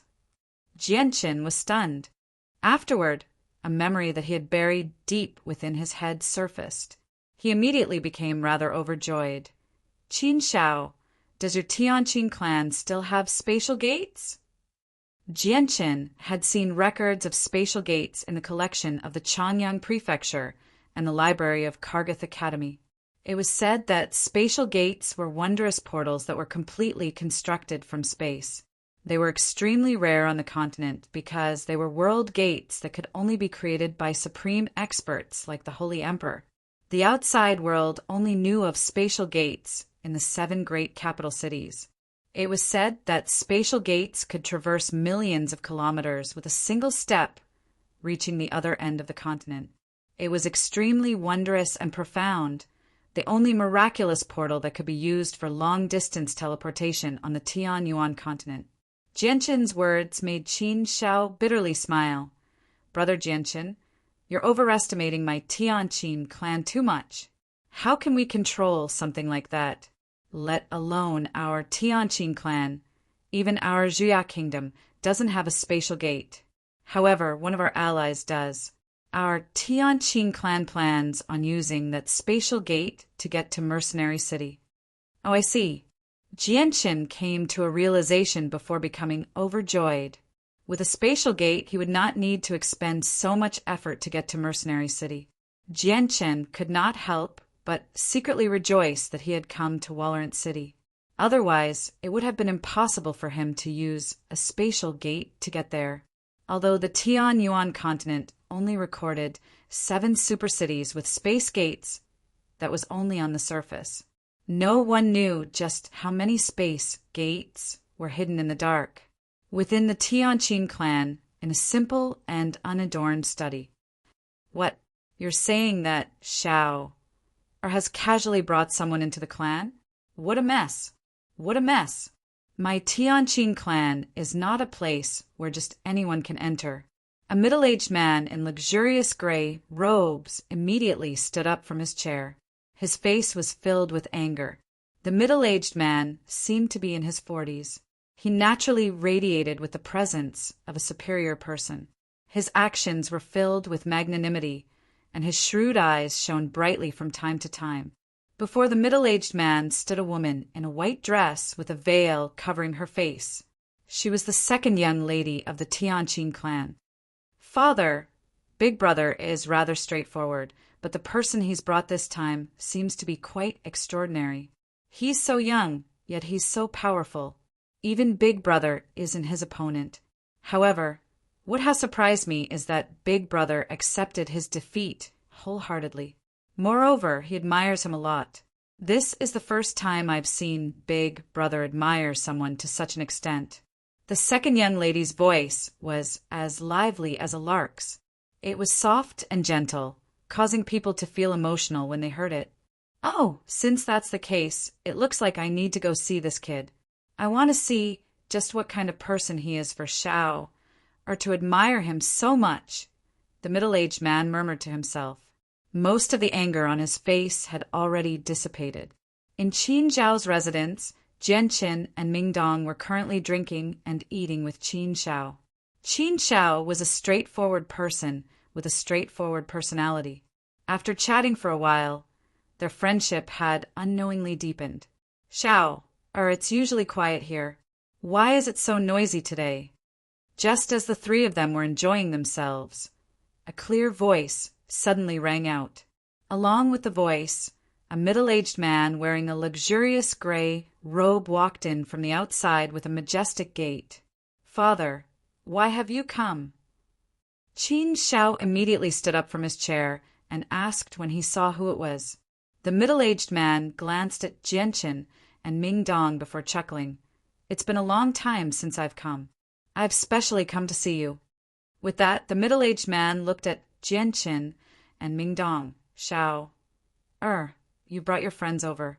Why don't you introduce them to me?" "Father, let me introduce them to you. These two are friends I've just made. They're Jianqin and Jianqin." Qin Shao pointed at the two of them and smiled. Jianqin and Mingdong immediately stood up and clasped their hands at the middle-aged man. "I am Jianqin. Greetings to the patriarch of the Tianqin clan." Mingdong greets the patriarch of the Tianqin clan. The middle-aged man roughly glanced at Mingdong before fixing his gaze on Jianqin. After studying him closely, an undetectable sliver of surprise flashed through the middle-aged man's eyes. He then nodded with a smile. "Not bad. You really are a talent. May I ask where you're from?" Before Jianqin could reply, Qin Shao spoke first. "Father, Brother Jianqin is not from our Zhuya kingdom. He comes from a distant kingdom. He's only come from so far away to participate in the mercenary gathering and happened to pass by our Wallerant city." "Oh, so that's how it is. He. Brother Jianqin comes from so far away. Since you've gotten to know my son, it looks like you too are fated to meet. Qin Shao, father still has matters to attend to, so you should spend more time with your friend." The middle-aged man was extremely easygoing, like a kind father. He did not put on the airs of a patriarch at all. Soon after, the middle-aged man left, leaving only Jianqin and the other two in the room. Afterwards, the two of them accepted Qin Zhao's invitation to stay in the Tianqin clan temporarily due to the matter of the space gate. This was because they could reach Mercenary City very quickly with the help of the space gate. They would no longer have to travel such a long distance, like before. In the evening, Jianqin and Mingdong were arranged to stay in a side courtyard of the Tianqin clan. This place was relatively remote, and even the Tianqin clan's patrol guards rarely set foot in this area. Late at night, Jianqin held two monster cores in his hands as he sat cross-legged on his bed, cultivating. In order to obtain a good result in the mercenary gathering, Jianqin needed to quickly increase his strength. His goal was to enter the top 3 and obtain a heaven-tier battle skill. Suddenly, Jianqin's ears twitched, and his closed eyes suddenly opened. 2 rays of light flashed through the night, and the silver light wind sword appeared in his hand. Jianqin flew up, and the light wind sword turned into a black ray of light as it pierced towards the ceiling. Crash! With a loud sound, the tiles on the roof broke, and a black shadow fell from the roof. With a whistling sound, a hard object collided with Jianqin's light wind sword.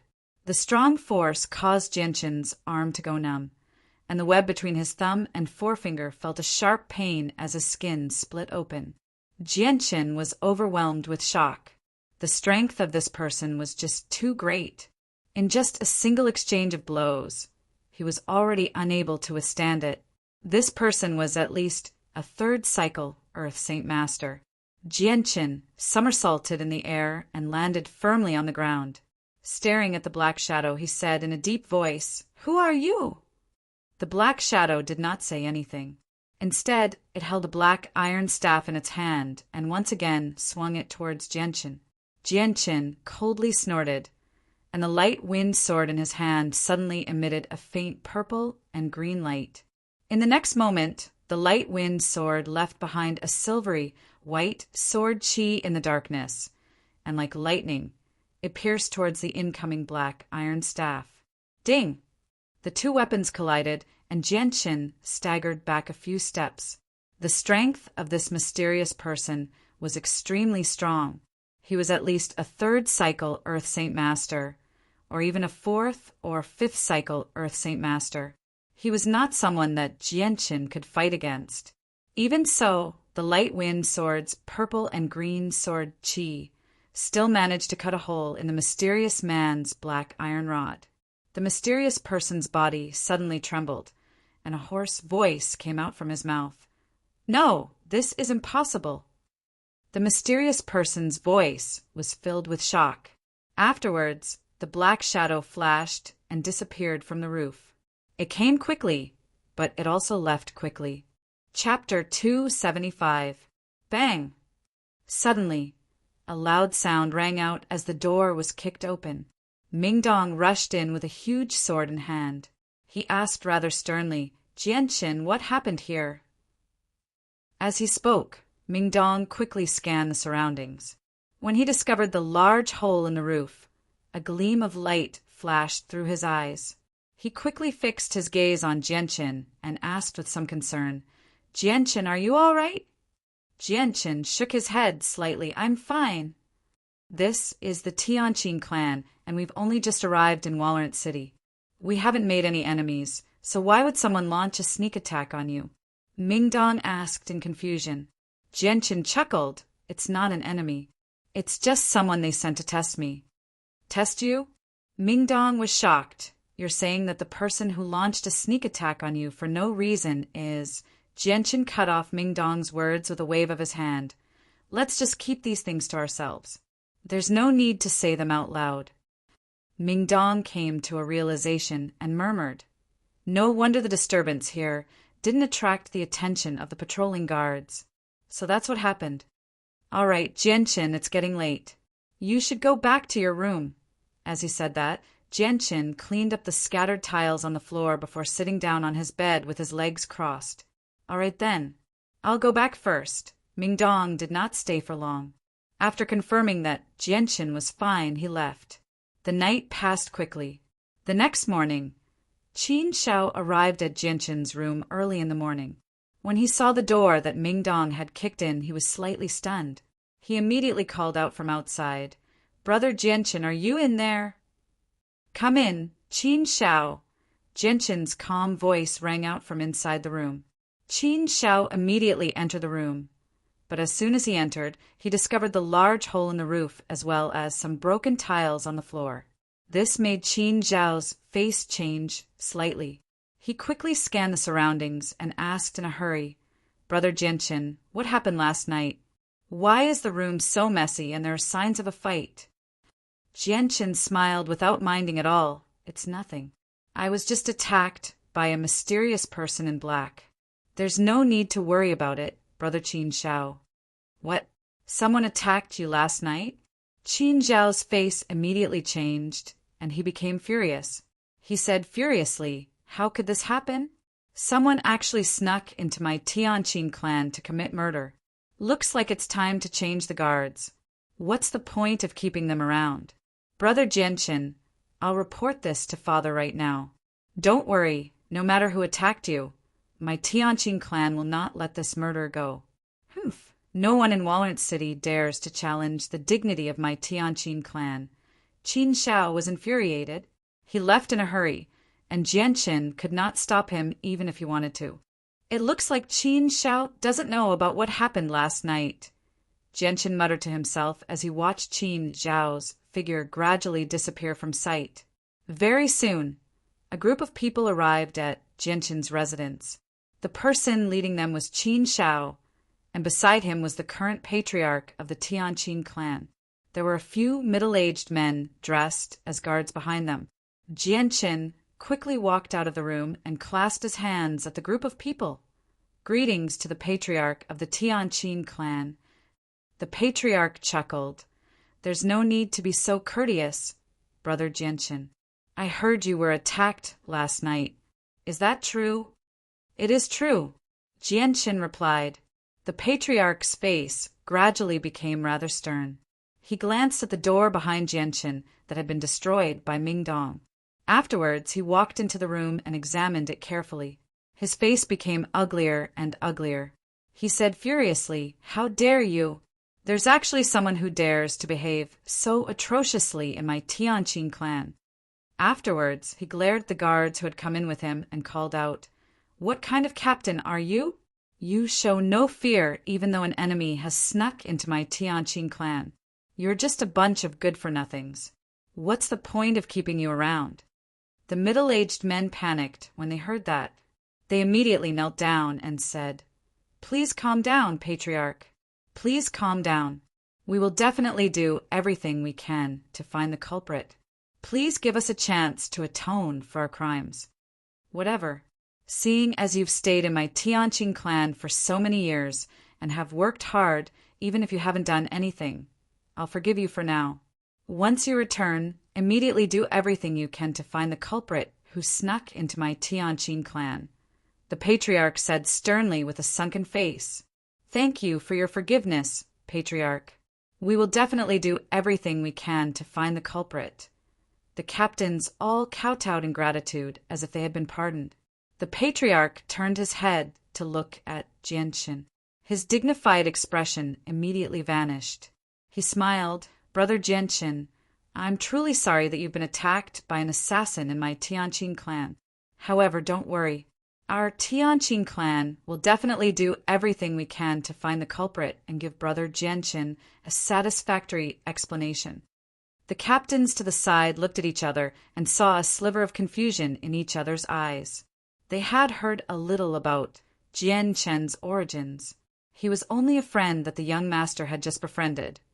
Yet the patriarch of the Tianqing clan, as the patriarch of the clan, was treating a young man who had just joined the clan and whose identity was still unclear a little too well.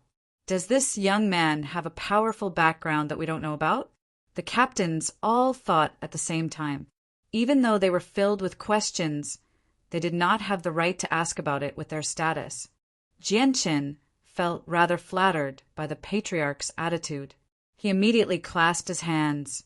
"You're too kind, patriarch. Last night was only a small matter, so there's no need to go through so much trouble. Perhaps it was an enemy of mine that came to assassinate me." Afterwards, the patriarch left after saying a few words of courtesy. Before he left, he sternly ordered the captains to increase their patrols. They could not allow this to happen again. Qin Shao arrived before Jianchen. His burly body, which was 2 heads taller than Jianchen, formed a stark contrast with Jianchen's slender figure. It was extremely easy to attract attention. Patting Jianchen's shoulder, Qin Shao said, "Jianchen, I frightened you last night. Fortunately, you're fine. Otherwise, I wouldn't be able to forgive myself." Jianchen chuckled. After exchanging some pleasantries, he was brought by Qin Shao to stroll around Walorant City. Walorant City was extremely large, and the city was bustling with activity. Jianchen and Mingdong were brought by the young master of the Tianqing clan, Qin Shao, to stroll around the city. After a day, the two of them had already passed through several bustling streets. At this moment, they arrived in front of a large building. On top of it was a signboard with the words "House of Treasures" written in flamboyant calligraphy. "Jianchen, this is the largest house of treasures in our Walorant City. You can find many rare treasures in here. Let's go in and take a look," Qin Shao said as he brought Jianchen and the others into the House of Treasures. Inside the House of Treasures, there were quite a few wealthy people in luxurious robes looking around. There were also a few burly mercenaries wandering around, focusing their attention on some of the items on display. "Jianchen, this place specializes in rare and strange things. It's extremely messy, and there are many things that even I don't recognize. However, you can find some tools from ancient times. Although they're useless, they're still quite good for collecting. That's why many powerful people like to visit this place. However, there really are people who can find 1 or 2 unknown treasures here." Qin Zhao's gaze wandered around as he explained to Jianchen while looking at the items on display. Suddenly, the sword spirits in Jianchen's dantian trembled slightly. Afterwards, a message was sent into Jianchen's mind. Through the message, Jianchen actually felt the sword spirit's excitement once again. Jianchen's heart skipped a beat. Looking up, he said to Qin Shao without any change in expression, "Brother Qin Shao, I'm going to stroll around." "All right, go ahead. I'll call you when we leave," Qin Shao said. Afterward, Jianchen and Jianchen directly made their way to the 2nd floor. As soon as they set foot on the 2nd floor, Jianchen paused slightly before continuing up the stairs. Jianchen reached the 4th floor and was stopped by 2 burly men at the top of the stairs. One of them glared at Jianchen and said in a rather polite tone, "I'm very sorry. "Young master, you must possess a violet card to enter this place." Although the violet card was a special card for storing money, it had already become a symbol of wealth and status on the Tianyuan continent. Very clearly, the fourth floor of the House of Treasures required a certain amount of status to enter. Jianqin flipped his hand, and a shining violet card suddenly appeared in his hand. He looked at the two men and said, "Can I enter now?" "Of course. Please enter, young master." The two men immediately gestured for him to enter. Jianqin directly walked in, but just when he was about to enter, he was stopped by the two men again. "Young master, please show us your violet card as well. If you don't show us your violet card, we won't allow you to enter the fourth floor according to our rules." Jianqin bitterly smiled when he heard that. He said to Jianqin, "Jianqin, go on in. I'll wait for you downstairs." "Wait." Jianqin stopped Mingdong. With a flip of his hand, another violet card appeared in his hand. Under Mingdong's surprised gaze, he shoved his card into his hand before looking at the two men. He said rather coldly, "He can enter now, right?" The two men looked at each other. After a moment of hesitation, they agreed in the end. Although they saw that the purple gold card in Mingdong's hand didn't belong to them, the rules here stated that as long as one had a purple gold card, they would be qualified to enter. There was no requirement for the purple gold card to belong to them. Therefore, Mingdong's example could be considered as meeting the requirements. Chapter 276. There were many strange items on the fourth floor of the Precious Treasures Pavilion. There was a large stone slab that floated a meter in the air, emitting a weak green light. It was able to float in the air without the help of anything, so it was obvious that it was not an ordinary item. On top of a fiery red stone platform, there was a pile of iron sand the size of an adult's fist. The iron sand was pitch black and emitted a black flame that burned slowly. It did not use any fuel and would emit flames as soon as it came into contact with air. As long as there was air, the flame would never be extinguished. There are also many strange crystals that emitted a precious light and a few ceramic items that were obviously very old. Although there were not as many people on the fourth floor as there were on the first floor, there were still 20 or so people in luxurious clothes strolling around. They looked around and picked out items that interested them. Jianqin followed the sword spirit senses and passed through the various booths before finally stopping at the center. There were many glowing stones on the booths in front of him. The small ones were the size of a thumb, while the large ones were the size of an adult's fist. They emitted a weak light like luminous pearls. However, they were not luminous pearls, but rather strange stones. Many of them even gave off a weak pulse of energy. Jianqin's gaze landed on a thumb-sized gemstone in the end. The gemstone was completely round and shone with a faint, multicolored light. It was covered in a layer of strange inscriptions, which was extremely eye-catching. Jianqin knew that this multicolored gem was the reason why the sword spirits were so excited. It was definitely not an ordinary item. Jianqin called over the manager of the fourth floor of the Precious Treasures Pavilion and inquired about the price of the gem. The manager of the fourth floor was an old man with white hair. Although he was old, his eyes were very bright, like two resplendent stars. The manager quickly looked over Jianqin and said with a professional smile, "Young master, you really have good eyes. You can actually tell that this gem is not ordinary. This type of gem is known as the five-colored stone. Although the gem you're looking at is very small, its price is much higher than other gems of the same type. It's priced at 15,000 purple coins." Jianqin gasped and almost couldn't help but cry out. This price was just too expensive. It was ridiculously expensive. Seeing Jianqin's expression, the old man knew that Jianqin was also shocked by the price. He chuckled and explained, "Young master, don't look down on this five-colored stone. This five-colored stone is very extraordinary. Although I don't know what kind of gem it is or what use it has, it's definitely worth the price." Jianqin sucked in a deep breath and slowly calmed himself down. He stared at the thumb-sized rock and studied it carefully. He asked, "Sir, tell me what's so special about this rock?" "Then let me introduce it to young master." The old man cleared his throat and said, "Let's not talk about the auspicious light emitted by this multicolored stone. Just this stone itself is very charming. It looks like it's only the size of a finger, but it's very hard. No tool can leave even the slightest mark on it. Moreover, this multicolored stone's weight changes according to the weather. It's really a divine stone." Jianshin's interest was piqued. He asked with some doubt, "It changes according to the weather? Mister, can you explain it in more detail?"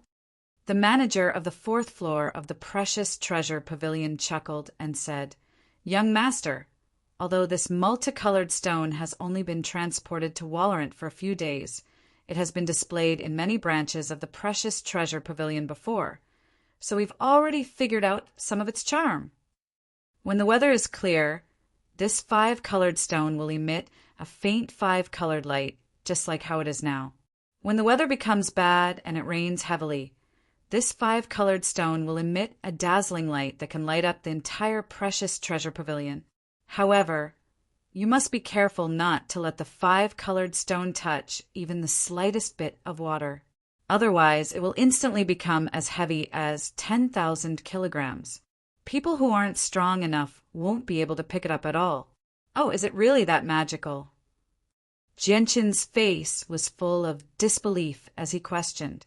At this moment, the other people on the 4th floor of the Precious Treasure Pavilion heard the introduction of the 5-colored stone. They were all attracted and gathered around. "It's absolutely true. There's nothing false about it." The old man nodded affirmatively and continued, "Because in the past, this 5-colored stone suddenly became as heavy as 10,000 kilograms when it came into contact with water. When it fell to the ground, it immediately sank to a depth of 1,000 meters. In the end, our Precious Treasure Pavilion hired a peerless expert to suck it out of the ground with great difficulty." "Is this for real?" "It actually sunk hundreds of meters deep into the ground. It's most likely a lie. I don't believe it. What kind of person has enough power to suck out a small stone that sank to a depth of a few hundred meters?" Before Jianshin could speak, the surrounding people all had looks of disbelief on their faces. "It's up to you whether you believe it or not. With our Precious Treasure Pavilion's reputation, we wouldn't stoop to making up such a lie." Everyone's doubts made the manager of the 4th floor of the Precious Treasure Pavilion very unhappy. "I didn't think this stone would be so magical. I'm interested in it too. Old mister, I'll buy this 5-colored stone." Jianshin smiled and said. Jianshin's action startled Jianshin. Ming Dong tugged at Jianshin's clothes and said anxiously, "Jianshin, are you crazy? No matter how magical the stone is, it's not worth spending so much money on it." Jianshin smiled and said to Ming Dong, "I have my reasons for buying it. But the stone is wondrous, but it costs 15,000 purple coins. Isn't that too expensive?" Ming Dong felt that it was not worth it. "Young master, may I ask if you really want to spend 15,000 purple coins to buy this multicolored stone?" The manager of the 4th floor of the Precious Treasure Pavilion stared at Jianshin in shock. This 5-colored stone was indeed very miraculous. Many people had once paid close attention to it, but the ridiculously expensive price had stopped all of them. As a result, this strange 5-colored stone had only arrived at the Precious Treasure Pavilion branch in Wallerant City after a few transfers. Jianshin directly took out a purple card and said, "Mister, I'll buy this 5-colored stone." Seeing the purple card in Jianshin's hand, the manager finally believed that Jianshin wasn't joking. He immediately took the card from Jianshin's hand with a smile and said, "Mister, you are truly bold. This 5-colored stone has floated through many branches of our Precious Treasure Pavilion for several decades. Today, it has finally found an owner." Afterwards, the manager immediately sent someone to invite someone from a bank over. After swiping 15,000 purple coins from the purple card, the 5-colored stone officially belonged to Jianshin. Jianshin, picked up the 5-colored stone that was only the size of a thumb and examined it carefully. The stone only seemed to weigh a few 100 grams in his hand. It was hard to imagine that such a small stone would instantly become as heavy as 10,000 kilograms once it touched water. The world is so vast. There really is nothing that is too strange. Jianqin could only sigh inside. Suddenly, the sword spirits in Jianqin's dantian trembled. At the same time, the 5-colored stone in Jianqin's hand seemed to change because of the sword spirits. A dense, 5-colored light radiated from the finger-sized stone, illuminating the entire 4th floor of the precious treasure pavilion. The light filled the sky as if it was an auspicious sign. Enveloped by the light, everyone felt that their minds had become incomparably clear at this moment. It was as if at this moment their mental strength had become a bit stronger than before. Heavens, what's going on? This is an auspicious light. This stone must be an impressive treasure. This wondrous stone is not simple. It probably has a great background. Sigh, I should have bought it earlier. I really was blind. I actually missed such a treasure. The people on the 4th floor of the precious treasure pavilion immediately burst into an uproar. Various discussions intertwined, causing the originally quiet space to be covered by a clamor. Everyone was excitedly discussing and secretly regretting that they didn't have Jianqin's insight. They actually missed such a treasure. There were even quite a few people who looked at the glowing stone in Jianqin's hand with greed. This, what's going on? The manager of the 4th floor of the precious treasure pavilion was also stunned by the scene before him. Their pavilion had kept this stone for several decades. During that time, countless people had studied it, but they had never seen a situation like this. This was the first time it had happened. Even when there was a downpour, the light from the 5-colored stone was not as intense. Moreover, he could clearly feel that this light was not normal. Could it be that this stone is really fated with this young master? All these years, many people wanted this stone, but they all gave up because of its high price. Only this young master didn't even frown and bought it. The manager of the 4th floor of the precious treasure pavilion mumbled to himself. Right now, this was the only explanation that made sense. Jianqin was also shocked by the light emitted by the 5-colored stone. When he reacted, he immediately put the stone back into his interspatial ring. Following the disappearance of the 5-colored stone, the light that lit up the entire 4th floor of the precious treasure pavilion also disappeared. Even though the light disappeared, some people on the 4th floor of the precious treasure pavilion had yet to recover from their shock. When the light shone on me, I felt so comfortable. My mind was especially clear. After a while, a middle-aged man wearing a luxurious robe was the first to recover from his shock. He mumbled to himself, "That's right. I also feel that my mind is much clearer than before. Oh my God, this can't be real. My mental energy is actually stronger than before." After that, the rest of the people also recovered from their shock. When they discovered the changes in their bodies, they couldn't hide the shock and joy on their faces. They couldn't help but cry out uncontrollably. This is bad. Seeing everyone's reaction, Jianqin immediately had a bad feeling. He immediately pulled Ming Dong downstairs, not wanting to stay here for a moment longer. Chapter 277. Jianqin's face sank slightly. He glared at the middle-aged man and asked, "Sir, what's the meaning of this?"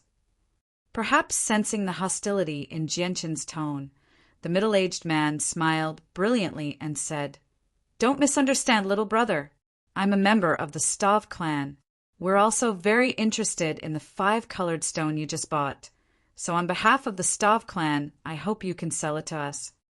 At this moment, the rest of the people on the 4th floor of the precious treasure pavilion came to their senses.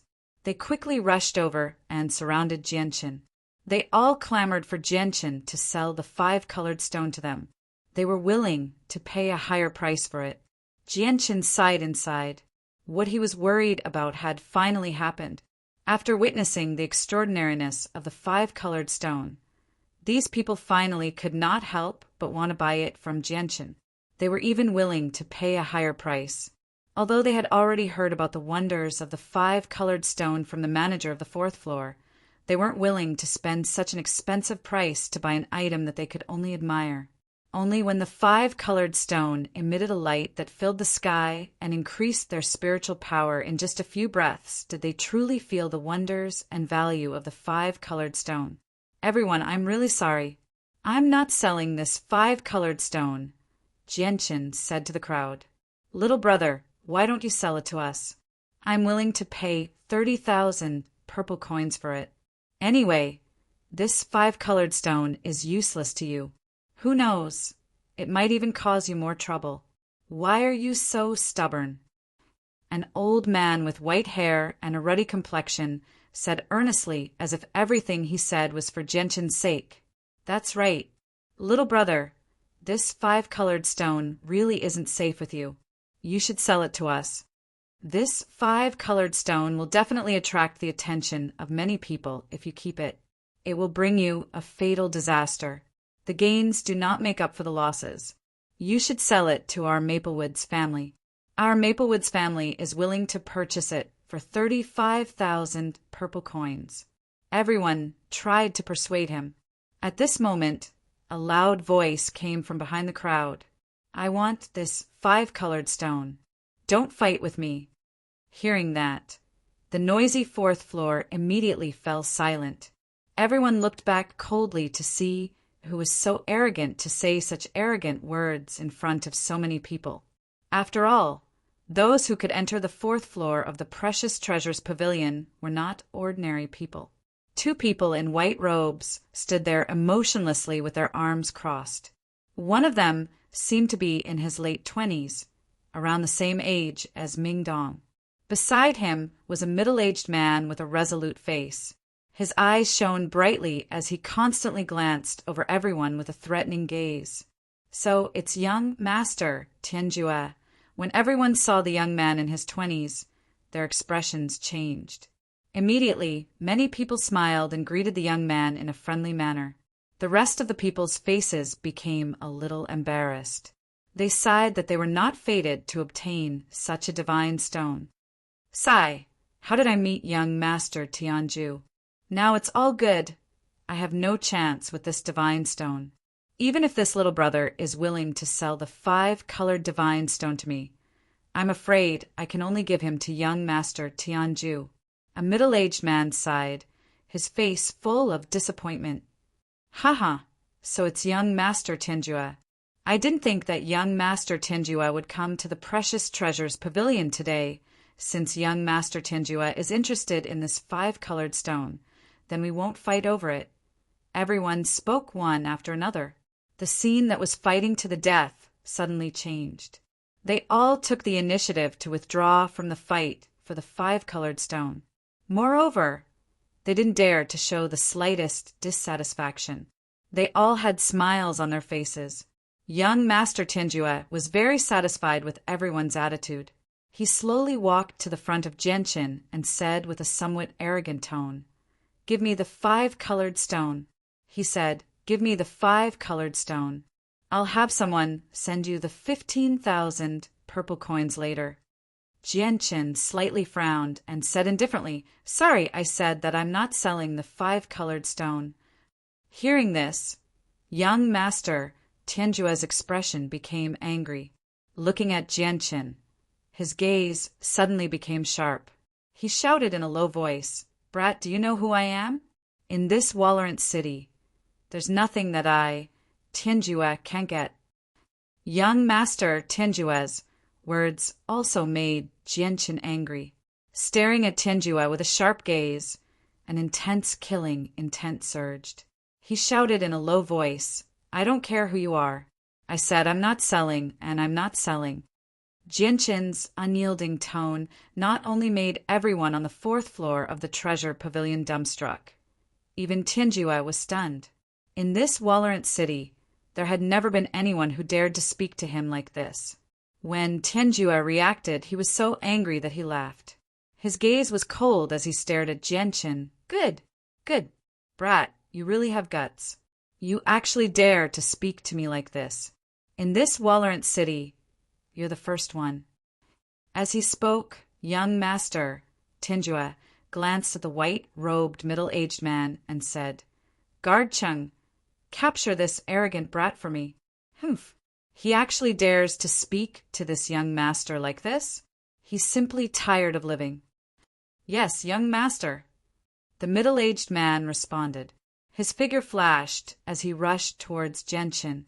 Both of his hands were about to grab Jianqin. Jianqin coldly snorted. The silvery white light wind sword appeared in his right hand. His right arm suddenly turned into a blur as it shot out like lightning. When the middle-aged man was about to reach him, the sharp blade of his sword was already at his neck. That incomparable speed made it impossible for anyone to see when Jianqin's sword stabbed out. The middle-aged man's body came to a stop as his entire body stiffened. His eyes were wide open as he stared at Jianqin in disbelief. The shock in his heart had already reached an unimaginable level. His forehead was already covered with fine beads of sweat as his face became a bit pale. Just a moment ago, he didn't even see how fast Jianqin's sword was. Facing Jianqin's sword, he didn't even have the ability to react. Only when the sword was already at his neck did he realize that if Jianqin wanted to kill him, he wouldn't even have the strength to retaliate. After breaking through to the intermediate Great Saint Master level, Jianqin's strength and sword speed were much faster than before. With the middle-aged man's strength as a high-level Great Saint Master, unless Jianqin held back, it would be very difficult for him to even make a move. The scene in front of them made everyone on the 4th floor of the Precious Treasure Pavilion speechless. They all looked at Jianqin with pity and sympathy. "Audacious, you actually dare to attack my guard. Are you tired of living?" Young Master Tianju was shocked and angry as he shouted at Jianqin. "Who is making such a ruckus here? It's so annoying. My ears are going to be deaf." Just as young Master Tianju's voice fell, a somewhat angry voice came from the stairs. Hearing this voice, a few people on the 4th floor of the Precious Treasure Pavilion revealed a trace of pity and immediately began to mutter in a low voice. "Who is talking like that? Is he looking to die?" Before speaking, he didn't even look at who was the one who was angry. Now, look, he offended young Master Tianju with a single sentence. Young Master Tianju is in a fit of anger right now. This person is too careless and directly offended young Master Tianju. He definitely won't have a good ending. Sure enough, after hearing this voice, young Master Tianju's face immediately became incomparably gloomy. His eyes were filled with killing intent as he stared at the stairs and shouted, "Who is talking over there? Get the hell out here." After being provoked time and time again, young Master Tianju felt that he had lost all face and his anger clearly flourished. Under the attention of everyone on the 4th floor of the Precious Treasure Pavilion, a tall and sturdy figure finally walked up the stairs in a neither fast nor slow manner. However, when everyone saw this person's appearance, their expressions immediately became very interesting. They all looked at each other and speechlessly looked at each other. They couldn't find anything to say. Then, when they recalled young Master Tianju's last words in their minds, everyone's eyes surged with a smile. However, they wanted to laugh but didn't dare to. They could only forcefully endure it. Their expressions were as strange as it could be. Qin Shao, it's actually you." Seeing the tall and sturdy young man coming out from the stairs, young Master Tianju's expression immediately became very strange. There was a faint trace of fear. The person who came up from downstairs was precisely Qin Shao. Qin Shao looked at Tianju with a sneer and said, "I was wondering who was making a ruckus here. So it's you. Tianju, your courage has grown a lot these days. You even dare to scold me. Are you itching for a beating?" You. Tianju was so angry at Qin Zhao's words that his face turned green and white. His finger trembled as he pointed at Qin Shao, unable to say anything. However, he was really afraid of Qin Shao. He wanted to scold him, but he didn't dare to. He knew Qin Zhao's personality very well. If he really dared to talk back, Qin Zhao would probably beat him up in front of so many people here. Greetings, young master. Greetings, young master Qin Zhao. At this moment, the people in the surroundings all came up to greet Qin Zhao. The friendliness on their faces was much more sincere. Tianju's chest heaved violently. He was quite infuriated by Qin Zhao's words, but he didn't dare to talk back. Suddenly, he looked around and noticed Jianqin standing to the side. A sinister smile immediately appeared on his face, and he said, Qin Zhao, not only did this ignorant brat insult my Tianqin clan, he even attacked our guards. You've come at the right time. Why aren't you taking him back? After saying that, young master Tianju sneered inside. He thought, Qin Zhao, aren't you very strong? I'll make it difficult for you to get off the stage immediately. Tianju had already seen Jianqin's strength before, so he wanted to borrow Jianqin's strength to teach Qin Zhao a lesson. Hearing this, Qin Zhao looked over and saw Jianqin still holding the light wind sword against the guard's neck. At this moment, Qin Zhao didn't need to think to know what was going on. His face was filled with anger as he suddenly turned around and punched Tianju's chest with lightning speed. Tianju staggered back a few steps and almost fell to the ground. Chapter 278. Young Master Tianjue didn't have the time to be angry at Qin Zhao's punch. He was dumbfounded and tongue-tied as he looked at Jianqin and Qin Zhao. His face was full of shock and disbelief. He said in shock, Qin Zhao, what did you just say? He is your brother. Young Master Tianjue wanted to die now. Originally, he wanted Jianqin to teach Qin Zhao a lesson and then call the family to arrest Jianqin.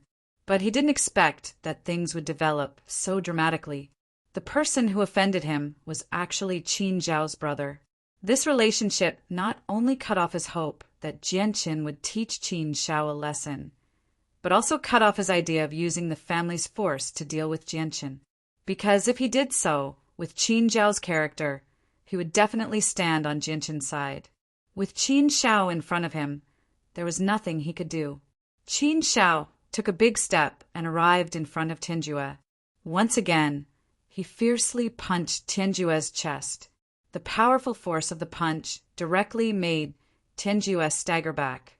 If he didn't have a certain level of strength, he would have already lost his footing and sat on the ground. After being mercilessly hit by Qin Zhao's fists twice in a row, young Master Tianju was furious. He stared at Qin Zhao with fire in his eyes and said angrily, Qin Zhao, don't go too far. Too far? How am I going too far? Tianjue brat, you actually dare to bully my brother and still dare to say that I'm going too far. Humph. How can my brother be bullied so casually? Qin Zhao said loudly. His face was also full of anger. He didn't give young Master Tianjue any face and was very overbearing. The crowd on the 4th floor of the treasure pavilion stood far away, watching the development of the situation with an expression of watching a good show. There was no surprise on their faces. Obviously, they were already used to the scene. Qin Zhao, you're talking nonsense. How did I bully your brother? Young Master Tianju argued loudly, his face full of indignation and a stomach full of grievances. Previously, he did want to use his family's power to suppress Jianqin and forcefully by the 5-colored stone from Jianqin. Unfortunately, not only was Jianqin not afraid of him, he even put a sword on his guard's neck, making him feel very vexed and unable to step down. Don't think that I, Qin Zhao, don't know what kind of person you are. All these years in Walnut City, you've relied on your family's influence to bully so many people. Don't think that I don't know. Today, you actually dared to bully my brother. You really have the guts of a leopard. Tianjue, today I, Qin Zhao, will kick the heavens and teach you a good lesson. Qin Zhao said loudly with a sullen face, looking righteous. Then he rushed towards Tianjue again and punched him fiercely with both fists. Tianjue's strength was originally weaker than Qin Zhao. In the face of Qin Zhao's relentless attacks, he was almost powerless. As Qin Zhao's fists hit Tianjue's body fiercely, a dull bang-bang sound was also transmitted. Although the sound was loud, the injuries on Tianjue's body were not serious. After all, Qin Zhao did not dare to be ruthless to Tianjue. Qin Zhao, just you wait. When I go back, I will definitely report this to my father. Just wait for your punishment. Tianjue shouted as he dodged Qin Zhao's fists in a sorry state. Humph, you've already said this many times. Qin Zhao sneered disdainfully. The scene in front of him made Jianqin dumbstruck. He never thought that the insufferably arrogant young Master Tianjue would be beaten into such a sorry state in the blink of an eye. That awe-inspiring aura from before had already disappeared without a trace. Now, Jianqin had already guessed that Tianjue and Qin Zhao were both members of the Tianqin family. However, one was surnamed Qin, while the other was surnamed Tian. Jianqin slowly put away his light wind sword and looked at Qin Zhao, who was still chasing after Tianjue. He couldn't help but bitterly smile. The current young Master Tianjue was like a completely different person compared to before. Brother Qin Zhao, let's just forget about this matter. Jianqin said to Qin Zhao. Qin Zhao stopped chasing after Tianjue and clapped his hands. I'll let you off for the sake of my brother's face. Tianjue, if I see you bullying my brother again, I, Qin Zhao, will definitely not forgive you. Tianjue looked at Qin Zhao with fear, but he didn't dare say anything. He was someone who bullied the weak and feared the strong.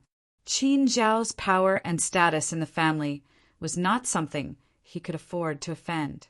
Although they were both direct descendants of the Tianqin family and had equal status, Qin Zhao was the one with the most potential.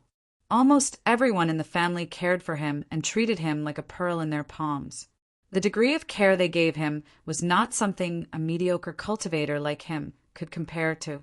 Immediately after, Tianjue looked at Jianqin with a cold expression. Everything that had happened today, all the humiliation he had suffered, he would remember it all on Jianqin. Qin Zhao arrived in front of Jianqin and looked at him from head to toe. Then he patted Jianqin's shoulder and smiled. Brother Jianqin, are you all right? Haha, I'm fine. Fortunately, Brother Qin Zhao came in time. Otherwise, I'm afraid I'd be in trouble. Jianqin laughed. As he said that, he glanced at the two middle-aged men who had appeared at the top of the stairs. The two middle-aged men were expressionless as they stared at Jianqin. But when they saw the friendly relationship between Jianqin and Qin Zhao, they hesitated for a moment before silently retreating. After what had happened in the pavilion, Jianqin and Qin Zhao no longer had any interest in strolling around. They immediately returned to the Tianqin clan. In the Tianqin clan, Jianqin and Mingdong had been given a new residence with a rather nice environment. It was extremely close to Qin Zhao's courtyard. Jianqin locked himself in his room as soon as he returned. He shut the door and covered the windows, making the room seem rather gloomy.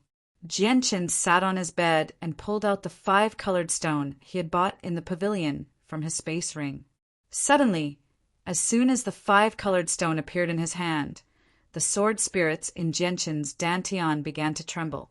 Excitement was transmitted to Jianqin's head from the sword spirits. At the same time, the 5-colored stone began to shine with a dense, 5-colored light again. The light filled the air and immediately dyed the gloomy room with 5 colors.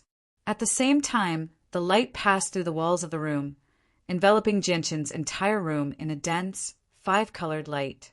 A pair of patrolling guards just happened to see the 5-colored light from Jianqin's room. They were both shocked. The captain immediately ordered, "Quick, go inform the patriarch immediately." Immediately, a guard leapt into the distance. Jianqin was enveloped by the dense, 5-colored light in the room. His mind immediately felt extremely comfortable. At that moment, he could clearly feel his mind slowly and unbelievably growing. What was even more unbelievable was that a scene had appeared in his head for some reason. It was actually the scene outside the room. A few scenes within 30 meters of the room were imprinted in Jianqin's head. Jianchen could even clearly see ants crawling on the ground. What's going on? Just where did this 5-colored stone come from? It's actually so miraculous. Jianchen was extremely shocked. Suddenly, the sword spirits in Jianchen's dantian trembled again. Immediately, a beam of purple and green light shot out from Jianchen's body and instantly enveloped the 5-colored stone in Jianchen's hand. Then it disappeared, and along with the disappearance of the sword spirits, the 5-colored stone in Jianchen's hand that was emitting a 5-colored light also disappeared. As soon as the 5-colored stone disappeared, the 5-colored light in the room immediately disappeared. Jianchen, who had fallen into a strange state, also recovered. The strange scene in his head also disappeared into thin air. However, when Jianchen saw his empty right hand, his expression immediately changed. He cried out, "Where's the 5-colored stone?" Now, Jianchen was shocked to discover that the 5-colored stone in his hand had actually disappeared. Jianchen immediately began to feel anxious. The 5-colored stone was definitely a rare treasure. It could rapidly increase a person's mental strength. If it disappeared just like that, it would definitely be quite a blow to him. Anyone who had just discovered a huge treasure and possessed it, but before they could even enjoy it, the treasure disappeared without a trace, would inevitably find it hard to accept. A thought flashed through Jianchen's mind. He immediately sent his consciousness into his dantian and let out a sigh of relief. The 5-colored stone had not disappeared. Instead, it had mysteriously entered his dantian and was being held by the sword spirits. Thump, thump, thump. Suddenly, a series of hurried knocks rang out. Hearing this, Jianchen's expression immediately became serious. He had a bad feeling. The light that had just been emitted by the 5-colored stone had definitely been discovered by the Tianqing clan. Bang! A loud sound rang out. Seeing that Jianchen had not opened the door for so long, the person knocking on the door finally could not hold it in any longer. He directly kicked the door open, and a large group of people filed in. Very soon, the small room was filled with people. The leader of this group of people was an old man with white hair and a ruddy complexion. His eyes were bright and piercing, and there was a long beard on his chin. Behind the old man, there were more than 10 middle-aged men in various kinds of clothes, and all of them had extraordinary bearings. For the old man to stand at the very front, it was obvious with a single glance that his status in the Tianqing clan was not low. The old man looked at Jianchen with a smile and said, "I heard that Qin Shao made a friend outside yesterday. Little brother, that person must be you." Jianchen slowly got off the bed and glanced at the shattered door. He then clasped his hands at the old man and said, "I am Jianchen. Greetings, sir." The old man chuckled as he scanned the room. However, he did not find anything of value. Chapter 279. Jianchen had a troubled expression. If the old man had made this request before he had returned, then he could have taken out the 5-colored stone for him to see. However, the 5-colored stone had already entered his dantian and was surrounded by the sword spirits. He could not take it out at all. Seeing the troubled expression on Jianchen's face, the old man slightly frowned. He said with some displeasure, "Don't worry, no matter how precious the 5-colored stone is, I, Tian Chongqing, will not covet it. I only want to see the true appearance of the treasure. Sir, I'm really sorry. I can't take out the 5-colored stone right now." Jianchen bitterly smiled. This group of people had come at far too much of a coincidence. They had come just as the 5-colored stone entered his dantian, which made it difficult for him to explain. After all, this was just too unbelievable. Even if he told them the truth, probably not many people would believe him. "Humph, if you can't take it out, are you worried that our elder will covet your crappy treasure? Elder Wu has an important position in our Tianqing clan. How can he covet your crappy treasure? How much is your treasure worth? How can our elder Wu care about it?" Before the old man could say anything, quite a few people behind him began to talk at once. They all criticized Jianqin. Jianqin's face sank slightly. He clasped his hands at the old man and said, "Elder Wu, it's not that I don't want to show the treasure to you, but because of some unforeseen circumstances, I really can't take it out." Jianqin's words were neither haughty nor humble. There was a hint of coldness in them. If the old man continued to threaten him, he would not give him any face. "Stop with the lies. Who would believe your nonsense? You better take it out and let Elder Wu see it. With Elder Wu's status, how can he covet your item?" A young man standing behind Elder Wu coldly stared at Jianqin and coldly said, "Get out of the way, get out of the way." At this moment, a shout came from outside, and then the crowd surged. A tall and sturdy young man strode in from outside, and as soon as they saw this young man, the people crowded in the room made a path for him, and respectfully called out, "Eldest young master." This person was none other than Qin Shao, who had rushed over upon hearing the news. "Nephew Shao, why are you here?" Upon seeing this young man, Elder Wu immediately revealed a slight smile on his face as he asked in an amiable tone. Qin Shao had an extraordinary position in the clan. Even though Elder Wu had a very important position in the Tianqin clan, he did not dare treat Qin Shao too harshly. Qin Shao glanced at Elder Wu and said indifferently, "Elder Wu, I should be the one asking you this. This is my brother Jianqin's residence. What are you all doing here?" After saying that, Qin Shao looked at the group of people behind Elder Wu and suddenly shouted, "All of you get out!" The group of people behind Elder Wu were all yes men. They looked at each other, and in the end, they all gathered their gazes on Elder Wu. None of them were willing to leave. Seeing this, anger appeared on Qin Zhao's face.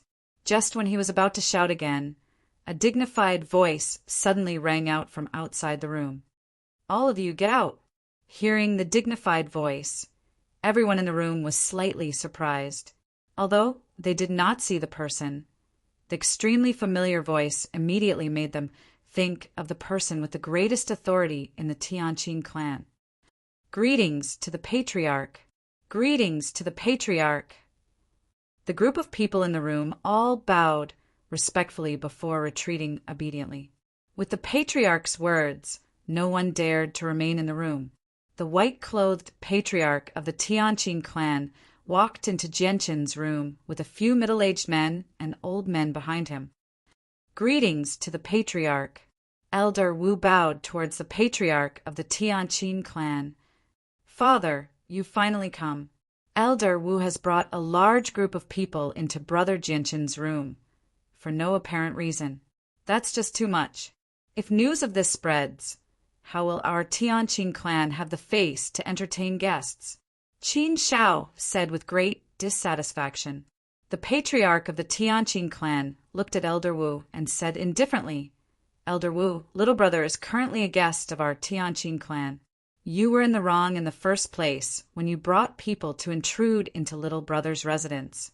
If news of this spreads, where will our Tianqin clan stand? Why don't you apologize to little brother Jianqin?" Elder Wu's expression changed slightly. He looked at the patriarch of the Tianqin clan in disbelief. He really could not understand. With his status as a dignified elder, why would he need to apologize to a member of the younger generation? Although he was dissatisfied, he did not dare to disobey the patriarch of the Tianqin clan's orders. He could only unwillingly apologize to Jianqin. "Little brother, I just heard from the guards that your place is emitting a very strong 5-colored auspicious light. I wonder what's going on."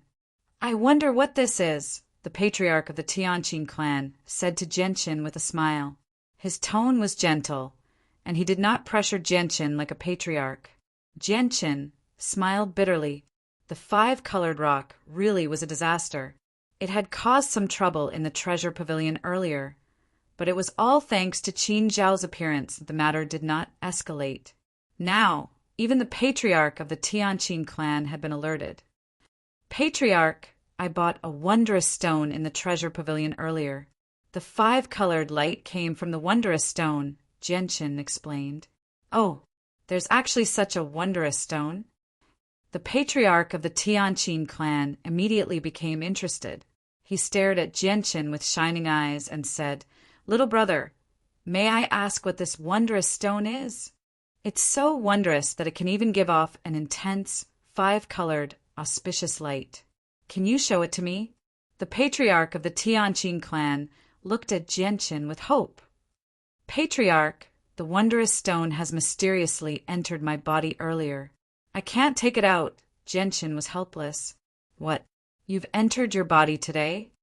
The patriarch of the Tianqin clan was shocked, along with some disbelief.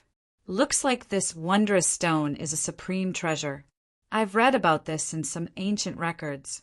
Legend has it that some supreme treasures are extremely powerful and can be absorbed into a person's body at will. It's extremely wondrous." A white-haired, wrinkled old man behind the patriarch of the Tianqin clan sighed emotionally. "Supreme treasure? Elder Zhua, just how powerful is this supreme treasure?" The patriarch of the Tianqin clan was amazed. He humbly asked the old man behind him for advice. The old man shook his head. "Patriarch, there are extremely few records about supreme treasures in the records. That's all I know." The patriarch of the Tianqin clan became disappointed when he heard that. He then looked at Jianqin with mixed feelings. After a moment of silence, he gently sighed, "Little brother, it's your fortune to be able to find such a treasure. However, a man's wealth is his own ruin. I've heard that quite a few people know about the wonders of your five-colored stone in the treasure pavilion, so you need to be more careful in the future, just in case someone tries to harm you in secret." "Thank you for the reminder, Patriarch." Jianqin clasped his hands in thanks. Afterwards, the patriarch of the Tianqin clan left with a group of people. He did not ask too much about the five-colored stone. "Brother Jianqin, you have such a great treasure on you, so you need to be careful. Although no one dares to do anything to you in Walrant City, once you leave the city, no one will fear you at all. Someone might try to steal this treasure from you." Qin Shao reminded Jianqin out of kindness. Afterwards, Qin Shao stayed for a while longer before leaving. Ming Dong also came to check on the situation. Seeing that there was nothing wrong, he left Jianqin's room as well. He returned to his residence and worked hard to increase his strength. After the people from the Tianqin clan came to repair the damaged door, Jianqin immediately shut the door and locked himself in the room to diligently cultivate. With the arrival of the mercenary gathering, he had to increase his strength as quickly as possible. In the blink of an eye, the sky darkened. Late at night, Jianqin sat on the bed in the pitch-black and silent room as he constantly absorbed the energy within the monster core. Creak! With a soft sound, the door to Jianqin's room was opened. With the sound of gentle footsteps, a black figure slowly walked in from outside. Jianqin slowly opened his eyes. He looked at the black figure calmly and said, "May I ask why you have come so late at night?" Although he was focused on cultivation, Jianqin had always maintained a trace of vigilance towards the outside world. As a result, he sensed the black figure as soon as it entered the room. The room was pitch black and there were no candles lit. The black figure walked to a table in the room with great familiarity and sat down. Following that, an old voice rang out, "Jianqin, I won't beat around the bush with you. I want to buy the five-colored stone in your possession. Just tell me what you want." Jianqin chuckled, "So it's Elder Wu. However, Elder Wu is destined to return disappointed this time. I've already said it during the day. The five-colored stone has already entered my body and escaped my control." "Humph, Jianqin, don't try to quibble with me. Do you think I'll believe your nonsense? I don't want to waste my breath with you. The five-colored stone will only cause trouble for you if you have it. It'll be a disaster sooner or later. Are you willing to sell it or not?" Elder Wu's voice carried a trace of impatience. Jianqin's face darkened with Elder Wu's words. Since Elder Wu had already said so much, he could not be bothered to be courteous. He directly replied coldly, "I'm not selling." Chapter 280. In the following period of time, Jianchen rarely went out. He shut himself in his room and cultivated. He kept a very low profile in the Tianqin clan, only occasionally sparring with the battle-crazed Qin Shao. Elder Wu, who was constantly thinking about the 5-colored stone, did not continue to look for Jianchen. He seemed to have completely disappeared from the Tianqin clan, never appearing before Jianchen again. After a month passed like this, Jianchen used the monster cores to cultivate and raised his strength to the high-level Great Saint Master level. Afterwards, Jianchen spent half a month to stabilize his cultivation. After completely eliminating the hidden dangers caused by using monster cores to cultivate, he continued to absorb the energy within the monster cores to cultivate. After a month and a half, the waves caused by the 5-colored stone in the Tianqin clan calmed down. It was as if everyone had forgotten about this matter. During this period of time, Ming Dong did not remain idle. He learned from Jianchen and shut himself in his room to absorb the energy within the monster cores to cultivate, working hard to increase his strength. In the morning 10 days later, the door to Jianchen's room that had been tightly shut for several days finally opened.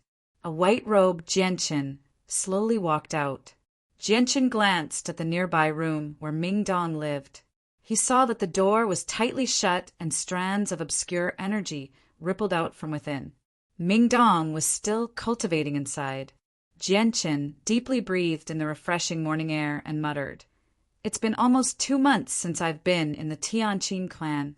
Presumably, the people of the Tianqin clan will be setting off for Mercenary City soon." Jianchen glanced at the independent courtyard where Qin Shao lived. After a slight hesitation, he walked over in the end. He still needed to ask Qin Shao about the exact departure date of the Tianqin clan. When Jianchen arrived at the independent courtyard where Qin Shao lived, he was stopped by a guard at the entrance. "Brother, is Qin Shao inside?"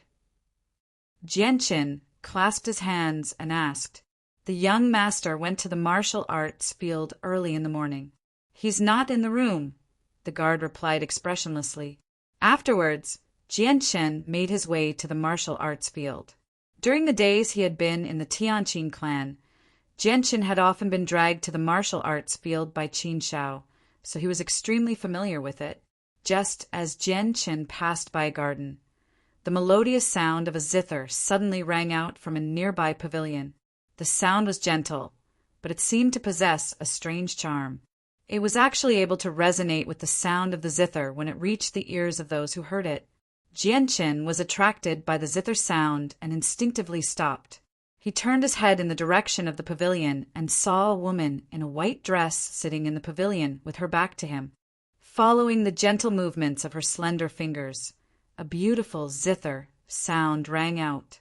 Jianchen made his way to the pavilion and arrived behind the woman in the white dress very quickly. The woman's long black hair cascaded down her back very casually. Her face was covered with white gauze, which completely covered her face. It was impossible to see what she looked like. However, from the exposed skin on the woman's face and her near-perfect figure, it was still possible to imagine that she was definitely a heavenly beauty. The woman was the second miss of the Tianqin clan. Very quickly, the second miss of the Tianqin clan finished playing her zither. She turned her head and glanced at Jianchen, who was standing behind her.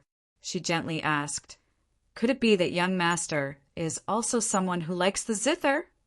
The second miss of the in-laws family had a very lively voice. It was as beautiful as a lark's voice, causing people's hearts to tremble. If it was someone with a weak heart, they would probably be mesmerized by this voice on the spot. Jianchen gently smiled.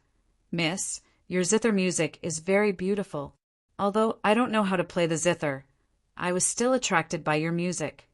The second miss of the Tianqin clan smiled sweetly and gently said, "Thank you for your praise, young master." Jianchen smiled and said, "Miss, your zither playing must have reached the point of perfection long ago. You can actually play such a heavenly song that can make people's heartstrings rise and fall with the zither sound. You are truly admirable." Although I like the zither, chess, calligraphy, and painting, and have been studying them since I was young, I am still nowhere close to the purity of the flames that young master speaks of. The reason why the zither music is so beautiful is all because of this good zither. The second miss of the Tianqin clan slowly stroked the strings of the zither with her soft, jade-like hands.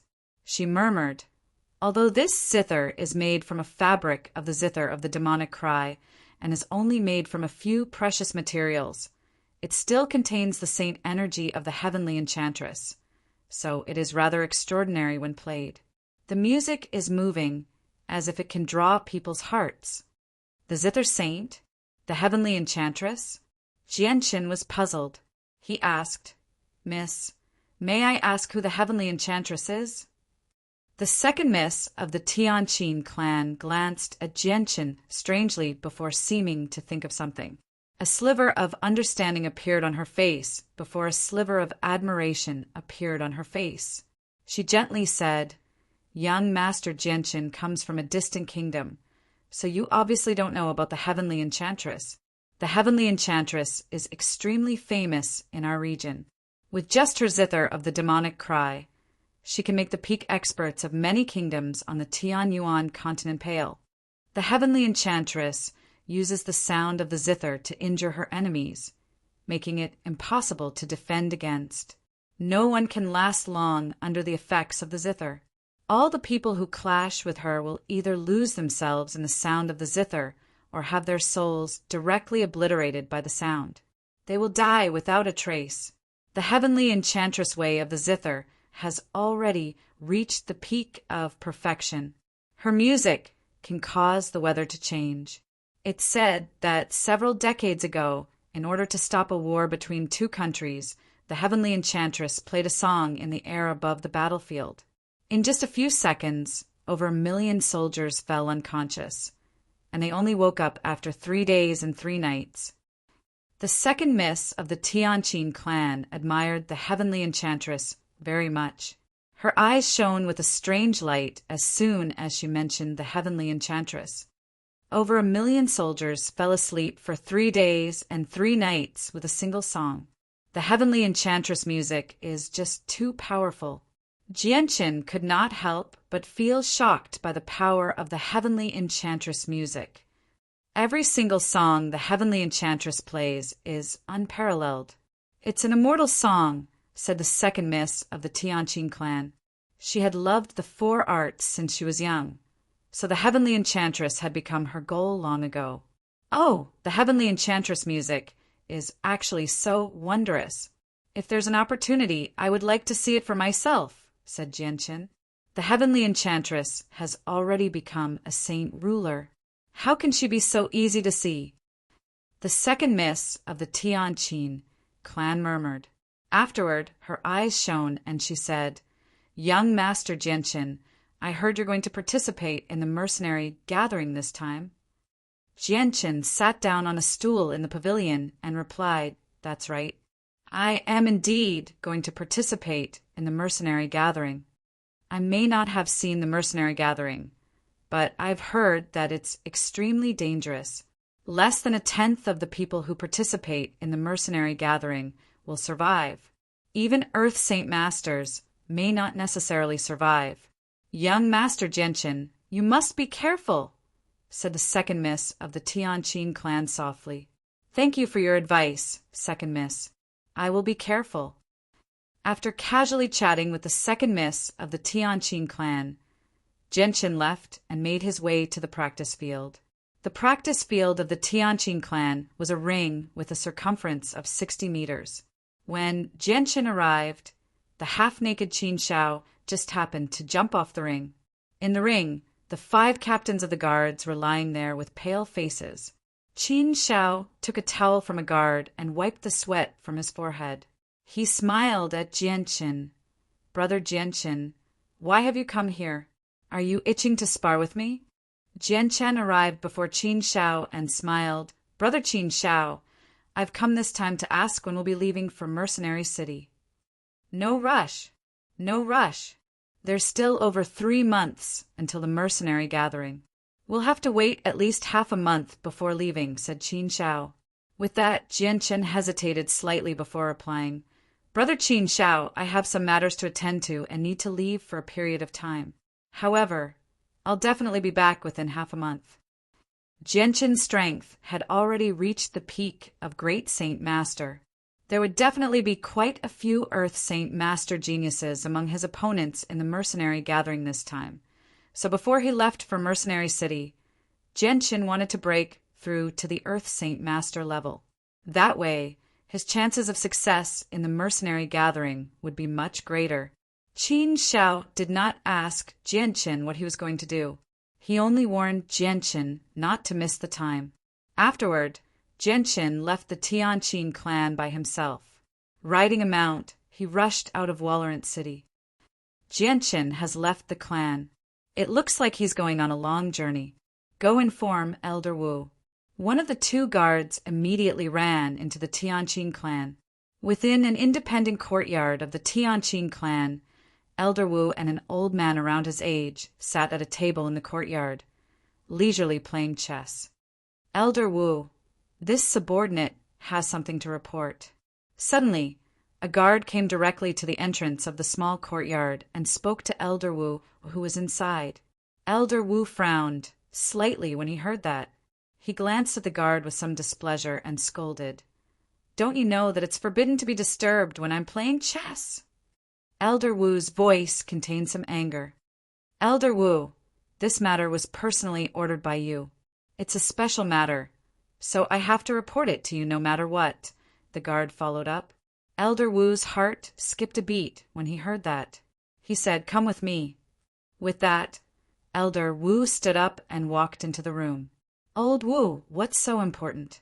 Can't you finish the game first? The old man who was playing chess with Elder Wu grumbled. Old he, I have something important to do. Let's put this game on hold for now, Elder Wu said without even looking back as he led the guard into the room. Elder Wu closed the door and turned to look at the guard. The guard was smart as well. Without Elder Wu asking, he took the initiative to speak. Elder Wu, Jianchen has just left the Tianqin clan. It looks like he's going on a long journey. A gleam of light flashed through Elder Wu's eyes. Which direction did he go? Chapter 281.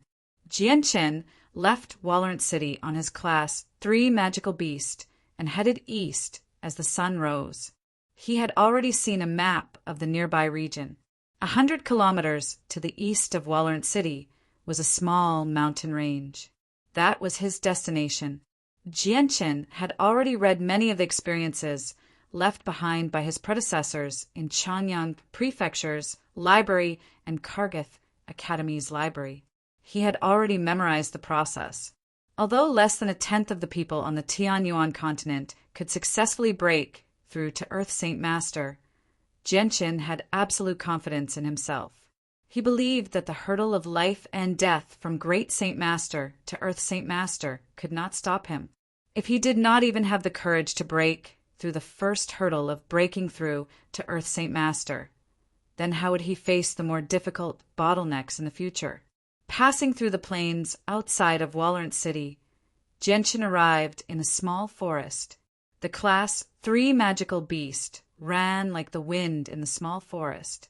The whistling of the wind blew past his ears, greatly affecting his hearing.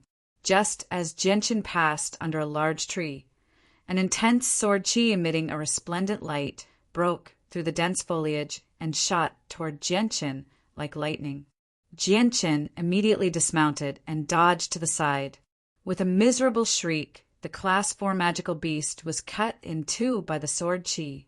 Bright red blood spurted out and dyed the grass on the ground red. Powerful saint force surged from Jianchen's right hand and quickly condensed into a silver-white longsword. With a wave of his hand, a sharp sword chi shot out from the sword and streaked through the air, shooting toward the lush foliage. The lush foliage shook and Jianchen's sword chi dissipated. Following that, a gray-clothed figure shot out from the lush foliage. A powerful aura covered the sky and fiercely pressed down on Jianchen's body. A large sword as wide as a palm emitted a dazzling golden light as it slashed toward Jianchen. Earth Saint Master! Jianchen cried out in his heart. His face became serious, and he didn't dare to be careless. With a thought, a faint purple and green light emerged from the light-wind sword and fiercely slashed at the incoming greatsword. Ding! Sparks flew as the two saint weapons collided in midair. The purple and green sword chi from the light-wind sword had directly cut a hole in the giant sword. The gray-robed man let out a muffled groan as he staggered a few steps back. His sacred weapon had been damaged, and he had also been implicated. Jianchen also staggered back a few steps. He was now a peak great Saint Master, and his strength had increased by a lot. He was no longer in such a difficult situation when facing an Earth Saint Master. Even so, his arm still felt numb from the exchange with the gray-clothed man. Jianchen raised his head to look. When he saw the face of the gray-robed man, his face immediately turned cold. He said in a deep voice, "Elder Wu, it's actually you." The person who had suddenly attacked Jianchen was Elder Wu of the Tianqin clan. Elder Wu's eyes were filled with disbelief as he looked at the hole in his sacred weapon. How is this possible? With your strength, how is it possible for you to destroy my sacred weapon? Elder Wu looked at Jianchen with a face full of shock. Jianchen coldly smiled at Elder Wu's shocked expression and said, "Elder Wu, it seems that you still can't forget about the 5-colored stone in my hand." Hearing the 5-colored stone, Elder Wu's face revealed a look of understanding. Soon after, his face revealed an unconcealable joy as he said, "Yes, it must be the 5-colored stone. The 5-colored stone is a priceless treasure with great power. The only reason you were able to destroy my sacred weapon was because of the 5-colored stone." Thinking up to this point, Elder Wu's heart immediately calmed down. His face sank as he coldly stared at Jianchen and sternly said, "Jianchen, I'll give you 2 choices. The first is to leave the 5-colored stone behind, and I'll spare your life. The second is to kill you and take the 5-colored stone from your body. Make your choice." Jianchen coldly smiled. He was too lazy to explain Elder Wu's misunderstanding. He stared at Elder Wu with a mocking gaze and said, "Elder Wu, are you sure you can defeat me?" Elder Wu coldly snorted and said, "Jianchen, don't think that you can fight an Earth Saint Master just because you have a priceless treasure. The difference between an Earth Saint Master and a Great Saint Master is like a chasm. It's not something that can be made up for by any treasure." Although he said this, there was still a trace of fear in the depths of Elder Wu's eyes. "Is that so?" Jianchen coldly smiled and said, "Today, I'll let you see how a Great Saint Master kills an Earth Saint Master. The chasm between Great Saint Master and Earth Saint Master is destined to be broken by me." With that, Jianchen charged toward Elder Wu. "Humph, arrogant. I don't believe that I can't stop you with my strength as a 3rd cycle Earth Saint Master." Elder Wu angrily roared as a strong saint force wrapped around his greatsword. With a whistling sound, he slashed it at Jianchen. The purple and green sword chi on Jianchen's light-wind sword became even more intense as it met Elder Wu's saint weapon head-on. Elder Wu knew that Jianchen's saint weapon was powerful and could not touch it. Thus, he forcefully changed the trajectory of his great sword to avoid Jianchen's light wind sword and aimed it at his chest. Jianchen coldly smiled. The light wind sword in his hand was like a nimble viper.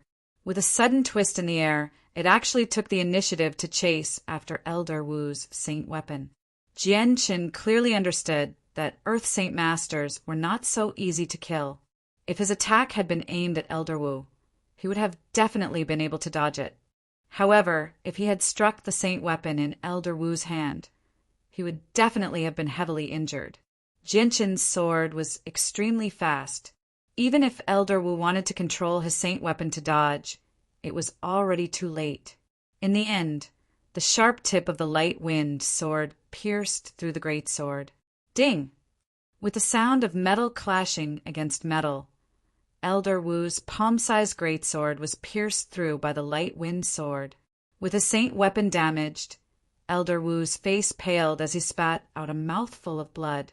Elder Wu withdrew his light wind sword and immediately retreated to create some distance between himself and Jianchen. His eyes were filled with fear as he stared at the great sword in Jianchen's hand. He cried out in alarm, "I never thought that a peerless treasure would be so powerful. It was actually obtained by a mere great Saint Master. It can even threaten an Earth Saint Master's life." Although his injuries were not light, Elder Wu did not have the slightest intention of retreating. Instead, his desire to steal the treasure grew even stronger. Jianchen's body slightly swayed, leaving behind an afterimage as he rushed towards Elder Wu with a speed that was hard to see with the naked eye. Elder Wu's face became stern. He did not even have the time to wipe away the blood at the corner of his mouth before he began fighting Jianchen. However, after suffering twice, Elder Wu was now extremely fearful of Jianchen's sword. He did not dare to touch it at all. He could only use his strength, but he was unable to use it completely. He fought in a rather sullen manner. However, Jianchen did not have the slightest fear. The light wind sword turned into a hazy sword shadow as it pierced towards Elder Wu again and again. In the end, the speed of the sword was so fast that it formed layers upon layers of sword shadows that surrounded Elder Wu. Although Elder Wu was an expert in the Earth Saint force and had already condensed a layer of armor around his body, this layer of armor was like a decoration in front of the sword spirits that could even destroy saint weapons. It was unable to provide any protection for Elder Wu. At this time, Elder Wu was unable to dodge in time, and the light wind sword cut into his arm. A trace of purple and green sword chi entered his arm and rushed towards Elder Wu's 5 viscera and 6 bowels. Ah! Elder Wu couldn't help but cry out in pain. Jianchen took advantage of this rare opportunity, and the light wind sword turned into a silver ray of light as it slashed towards Elder Wu's neck. Elder Wu's head flew high into the air with a pillar of blood. Elder Wu's head had been cut off by Jianchen's sword, and he died with his eyes wide open. Even in death, he still could not believe that a third cycle Earth Saint Master like him would actually die at the hands of a great Saint Master brat. Jianchen let out a long breath. Elder Wu was truly worthy of being a third cycle Earth Saint Master. He was truly difficult to deal with. His strength was much stronger than the old patriarch of the Xia clan. Jianchen arrived in front of Elder Wu's corpse and took off the spatial ring on his finger. After a slight hesitation, he dug a hole and buried Elder Wu's body.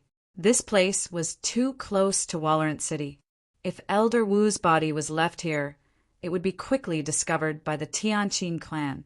At that time, he would be in big trouble. After burying Elder Wu's body, Jianchen cleaned up the battlefield and covered up all traces of Elder Wu before finally leaving. 2 hours later, Jianchen arrived at a small mountain range and finally sat down on a large rock in front of a waterfall.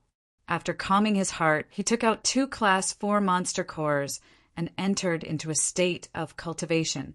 There were no magical beasts in this small mountain range. Even wild beasts rarely appeared, so normally no one would set foot here. Jianchen was very relaxed when cultivating here. The energy from the monster cores continuously flowed into Jianchen's body. The moment the energy from the monster cores entered Jianchen's body, it was as if there was a mysterious force pulling them out of the monster cores and into the sword spirits. The energy was continuously absorbed by the miniature version of the light wind sword in Jianchen's dantian. The light wind sword's light became more and more intense, illuminating the entire dantian. Jianchen had already memorized the process of breaking through from a great Saint Master to an Earth Saint Master, so it was a walk in the park for him. Chapter 282. The transformation of a saint weapon seemed very simple, but every process was extremely difficult. If one didn't control it well, the saint weapon fragment would completely dissipate in the body, and that person would be reduced to a cripple. and some people who were in a more serious situation would die in the process of exploding their saint weapon. It was this seemingly simple process that blocked the path of many people who had reached the peak of Great Saint Master on the Tianyuan continent. At the same time, many people ended their lives at this step. Less than a tenth of the people who could successfully break through from Great Saint Master to Earth Saint Master. However, all those who could break through were outstanding cultivators who possessed extremely great talent.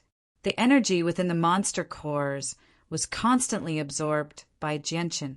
In the end, all of it gathered in the saint weapon in his dantian. After absorbing so much energy, the saint weapon in Jianqin's dantian became extremely unstable. Powerful ripples of energy radiated from the saint weapon, making it difficult for Jianqin to control. It was like a powerful elephant struggling to break free from its shackles. A day passed.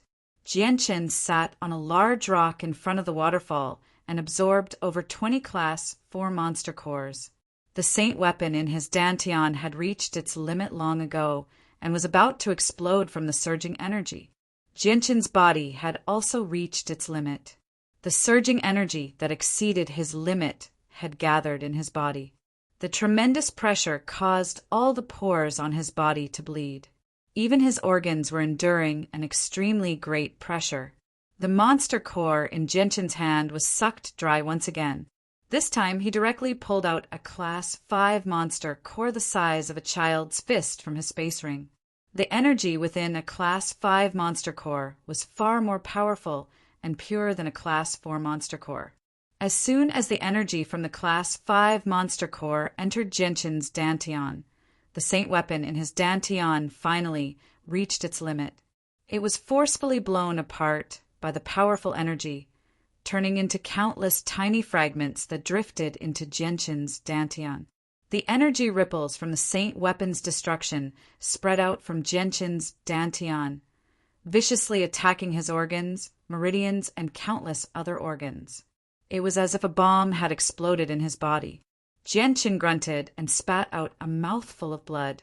He had also been greatly affected by the destruction of his saint weapon.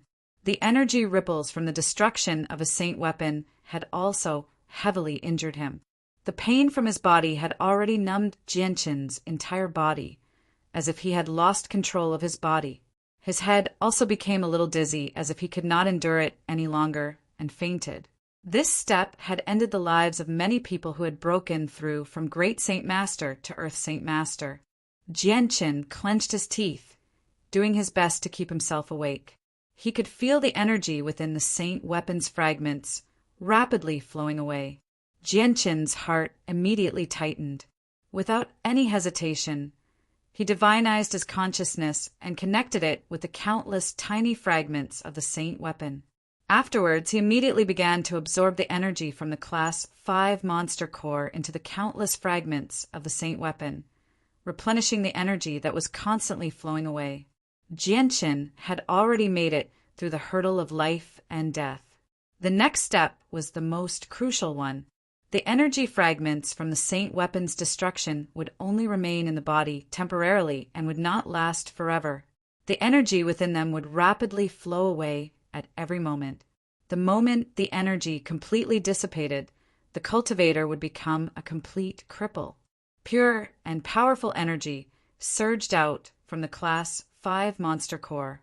After entering Jianqin's body, it immediately split into countless strands of energy that flowed into every fragment of the saint weapon. With the support of this energy, not only was the saint weapon's energy continuously flowing away replenished, there was even excess energy that was being refined into every fragment of the saint weapon. Not only did the saint weapon's energy become even more powerful, it was also slowly undergoing a qualitative change.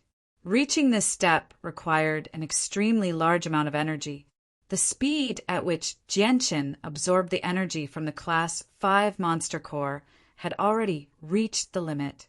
The surging energy within the monster core entered Jianqin's body through his pores, gathering in his dantian. In just half a day's time, the energy within the Class 5 monster core had been completely absorbed by Jianqin. Afterward, Jianqin took out another 2 Class 5 monster cores from his space ring and continued to absorb the energy within them. The saint weapons fragments in Jianqin's dantian emitted a weak glow that drifted through Jianqin's dantian. They flickered like stars, as if they were bottomless pits. Even after absorbing such a large amount of energy, they still had not reached a state of saturation. However, the flickering light was constantly growing stronger. Breaking through to Earth Saint Master was extremely difficult and troublesome. It was far from being as easy as Jianqin's breakthroughs in the past. Every single process required precise control. Not even the slightest accident could occur, or all of his previous efforts would be wasted. After 3 days, Jianqin had already used up 10 Class 5 monster cores. Now, every single saint weapons fragment in his dantian contained a large amount of energy. They had already reached a state of saturation, and the energy had undergone a qualitative change. They shone with a resplendent light like stars, densely packed together, as if they were transforming Jianqin's dantian into a vast starry sky. With a thought, Jianqin's consciousness split into thousands of fragments, controlling the countless saint weapons fragments to reform once more. At the same time, the 2 Class 5 monster cores in his hands continuously emitted energy into Jianqin's body. With his dantian as the cauldron and the energy as the fire, he carried out the final refinement of the fragments. Crack! A crack suddenly appeared on the surface of Jianqin's body. Soon after, cracks began to appear all over his body. The cracks rapidly expanded, quickly spreading to his entire body. Finally, at a speed visible to the naked eye, Jianqin's body began to wither and fall off. Jianqin was on the verge of breaking through to Earth Saint Master. His body was also undergoing a qualitative change. The difference between Earth Saint Master and Great Saint Master was a qualitative change. Not only did it increase one's strength, but it also caused one's body to undergo a metamorphosis, becoming much stronger than before. As the old skin fell off, Jianqin's new skin was revealed. It was as white as a baby's skin, with a faint light flowing on its surface. 3 hours later, Jianqin's body had finished its metamorphosis. The saint weapon in his body had also been completely condensed. The miniature light wind sword was still in its original state, quietly floating in Jianqin's dantian. It didn't seem to have changed in the slightest, but the energy within it was now 10 times stronger than before. This wasn't just an increase in quantity, but a qualitative change as well. If the light wind sword in the past was a vat of water, then the current light wind sword was a vast ocean. If the previous light wind sword was like a small flame that could burn paper, then the current light wind sword was like a raging flame that could easily melt steel. The two were not even on the same level. There was no way to compare them. Jianqin didn't stop there. The energy within his body continued to flow in all directions, merging into his flesh, blood, organs, meridians, and other organs. His body was once again being refined. The previous metamorphosis of his body was only a result of breaking through to Earth Saint Master. But now Jianqin's body was being refined according to the body refining chapter of the Azilet Sword Manual. Chapter 283. The surging saint force that was more than 10 times stronger than before spread throughout every inch of Jianqin's body, slowly fusing with his skin and organs. Jianqin was completely using energy to temper his body and not various exercises to strengthen his body. If he were to use some exercises to strengthen his body, it would gradually change shape, breaking away from its natural shape and becoming tall and sturdy. In Jianqin's opinion, this method of tempering was completely suppressing the functions of his body. Although it could strengthen his body to a certain extent, it was not suitable for him. No swordsman had the back of a tiger or the waist of a bear. To a swordsman, it was necessary to maintain a slender figure. That way, they would be able to display their speed and react in the shortest amount of time with the least amount of energy. The body tempering technique recorded in the Azilet sword codex was without a doubt tailor-made for swordsmen. Not only could the body-tempering technique strengthen one's body without changing its shape, it was a unique method of using energy to strengthen the body. It could strengthen a person's body without limit. As long as the energy in the body continued to increase, the body would continue to strengthen. Layer after layer of light from the flow of energy flashed on Jinshin's skin. When the pure energy that had undergone a qualitative transformation fused with Jinshin's body, his flesh and blood immediately began to strengthen at an unbelievable rate. The energy within the Class 5 monster cores continuously supplied Jinshin's energy to strengthen his body. Strengthening the body required an extremely large amount of energy, but Jinshin had a large number of monster cores, so he obviously did not need to worry about energy. The awkward situation he had encountered in the Changyang Prefecture when he was young would not happen to him again.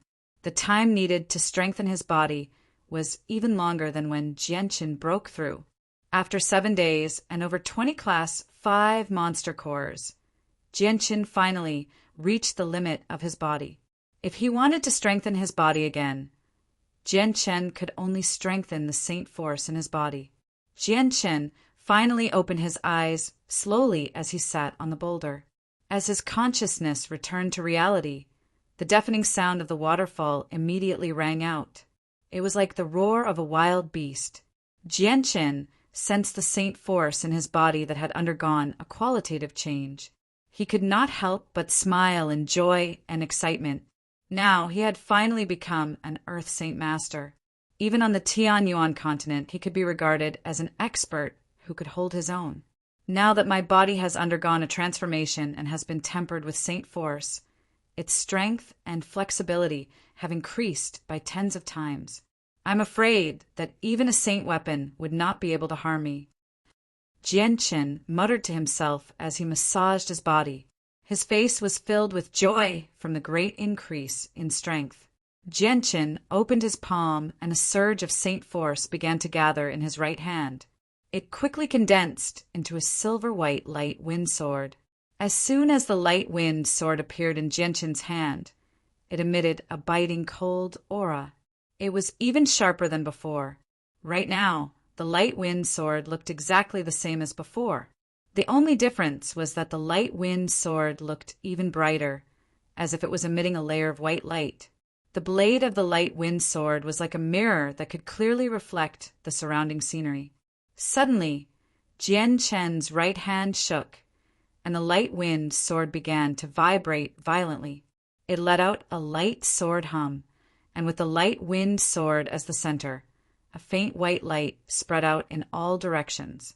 The weeds on the ground were instantly turned into dust by the white light, as if they had been sliced into countless tiny pieces. Jinshin's eyes suddenly became sharp, and his body suddenly flickered, turning into a series of afterimages that were hard to follow with the naked eye. Following the sound of the air being torn apart, the light wind sword in his hand had already turned into a dense array of afterimages.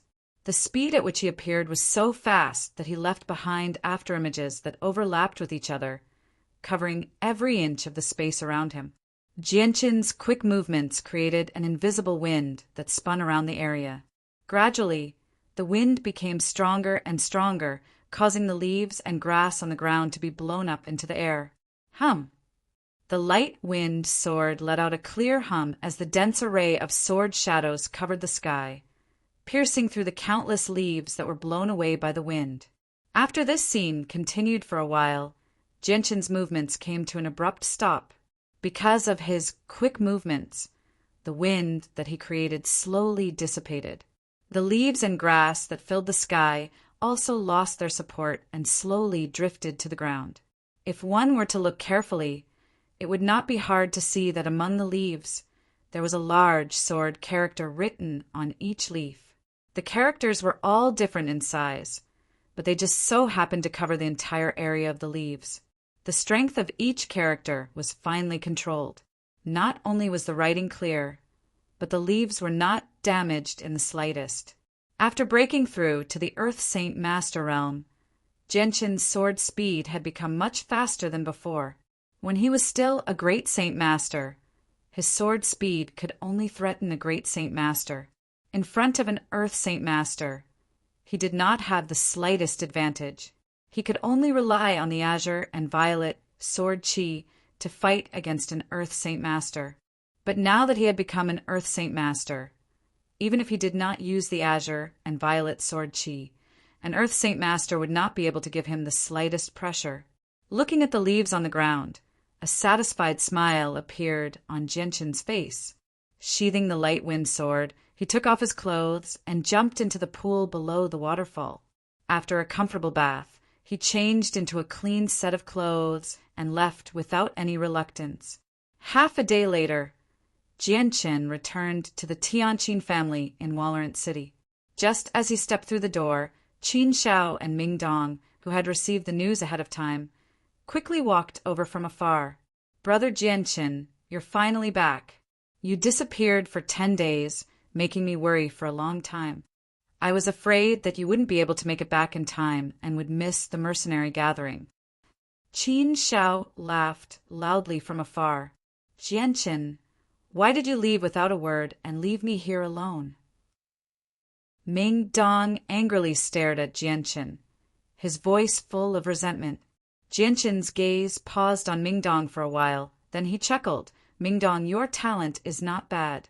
You actually broke through to the Great Saint Master Realm so quickly. You came a few days earlier than I expected." Chapter 284. The power went out for an entire day, making it impossible for him to write during the day. The power only came back at night, and when he wrote in the middle of the night, there was thunder and rain. He didn't dare to continue writing, so he immediately shut down his computer. Suddenly, Qin Xiao made a sound of surprise. He stared at Jianchen with a strange gaze, looking him up and down. In the end, he circled around Jianchen a few times and said with a face full of doubt, "Brother Jianchen, you've been gone for 10 days. Why do I feel like you've suddenly become a little different from before?" Ming Dong nodded in agreement. And here, I thought I was the only one who felt this. So Brother Qin Xiao has also noticed that Jianchen is a little different from before. Hearing the two's words, Jianchen's heart skipped a beat.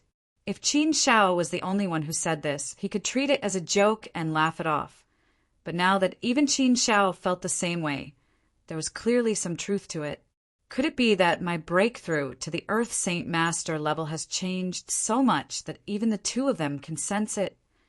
Jianchen thought to himself. At this moment, Qin Xiao seemed to think of something and revealed a meaningful smile.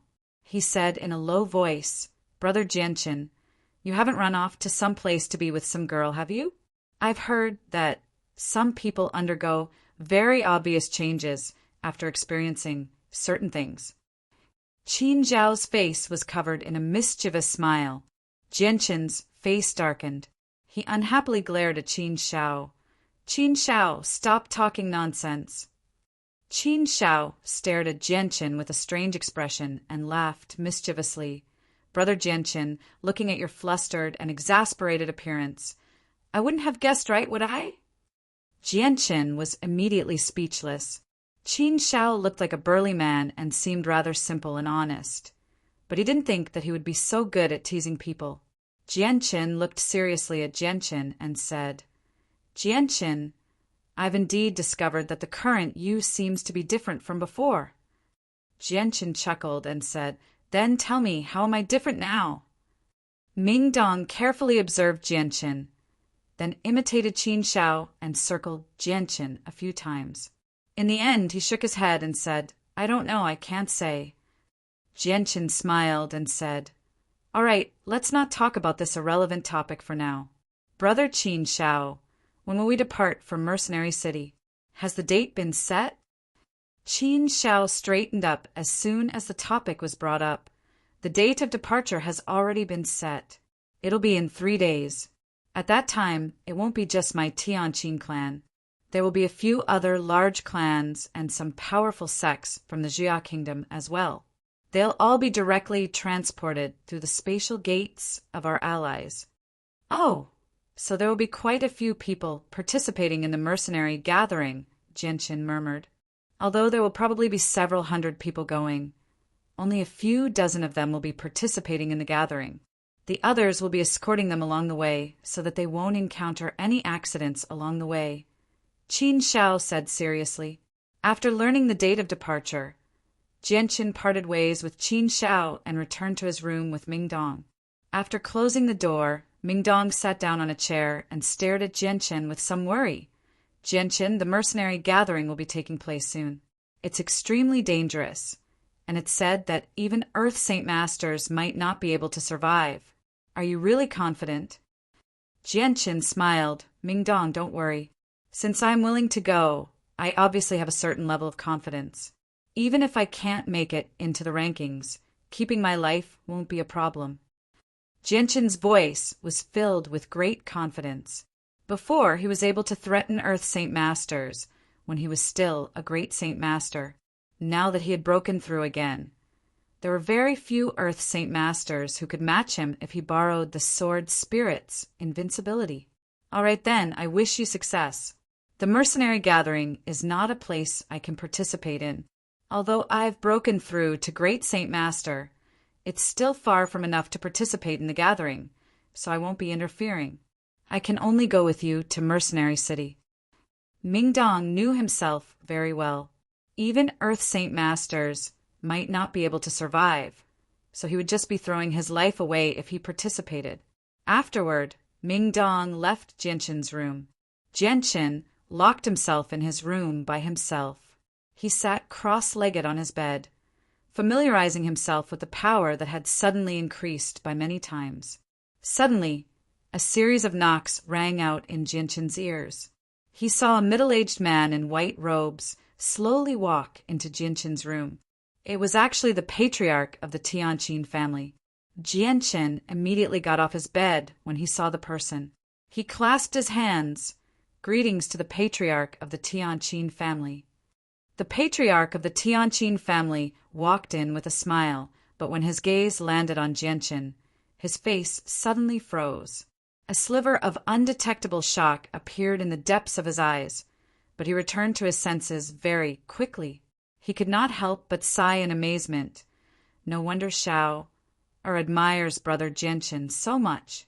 So not only is your strength extraordinary, but your talent is also so terrifying. You don't seem to be more than 25 years old, but you've actually managed to break through to Earth Saint Master at such a young age. That's just too terrifying. Jianqin was not surprised at all. It was as if everything was only natural. After breaking through to Earth Saint Master, his body had undergone a metamorphosis, causing his bearing to change drastically as well. Mingdong and Qin Shao, who were more familiar with him, could clearly sense this change, let alone the knowledgeable patriarch of the Tianqin clan, Jingyang and Jingyang. You're too kind, patriarch. I was just lucky and happened to succeed. Jianqin declined with clasped hands. Brother Jianqin, you've only broken through to Earth Saint Master recently. The metamorphosis of your body has caused you to give off a unique aura. Anyone with a bit of insight will be able to see through you. This won't do you any good when you participate in the mercenary gathering. With that, a small booklet appeared in the patriarch's hand. He continued, This is a method to hide your aura. Not only will you be able to hide your aura after breaking through to Earth Saint Master, but you'll also be able to completely hide your strength. You should have quite a few gang leaders when you go to Mercenary City. After all, every extra bit of strength you hide is an extra trump card for survival. As soon as he heard that it was a method to hide one's aura and strength, Jianqin's eyes immediately shone with excitement. After thanking the patriarch, he accepted the booklet without any hesitation. Brother Jianqin, we'll set off in 3 days. I'll lend you this cultivation method for 3 days. Return it to me after 3 days, the patriarch of the Tianqin clan said with a smile. He was amiable and did not put on the airs of a patriarch at all. Jianqin nodded. I'll definitely return this cultivation method to the patriarch in 3 days. The patriarch walked over to a chair and sat down. After a slight hesitation, he said to Jianqin, "Jianqin, I've come this time because I have a request. I hope you can agree to it." With that, Jianqin looked at the patriarch in doubt. He asked, "Patriarch, just tell me what it is. As long as it's within my power, I definitely won't refuse." The expression of the Tianqin clan's representative became somewhat solemn. There was a faint trace of worry between her brows. She said, "This matter may not be difficult for you. If Xiao encounters any danger during the mercenary gathering, I hope that little brother can lend a hand and save her. Do your best to protect her life." Jianqin chuckled with that. "Don't worry, Patriarch. Brother Qin Xiao and I hit it off right from the start. Even if you didn't mention this matter, I would still help him. If that's the case, then I don't have to worry. Brother Jianqin, you should properly comprehend this aura-concealing cultivation method. I won't disturb you any further." The patriarch of the Tianqin family let out a sigh of relief. He did not stay there for long and quickly left. 3 days passed in the blink of an eye. In the morning, Jianqin was woken up by Qin Xiao. He then went to the backyard of the Tianqin clan with Ming Dong. When Jianqin arrived, a large group of people had already gathered in the backyard. Half of them were old men in their 70s, people that Jianqin had never seen before. At the very front, 4 huge flying magical beasts sat on the ground quietly. They were all Class 3 magical beasts. Flying magical beasts were extremely precious and rare on the Tianyuan continent. They were far rarer than mounts.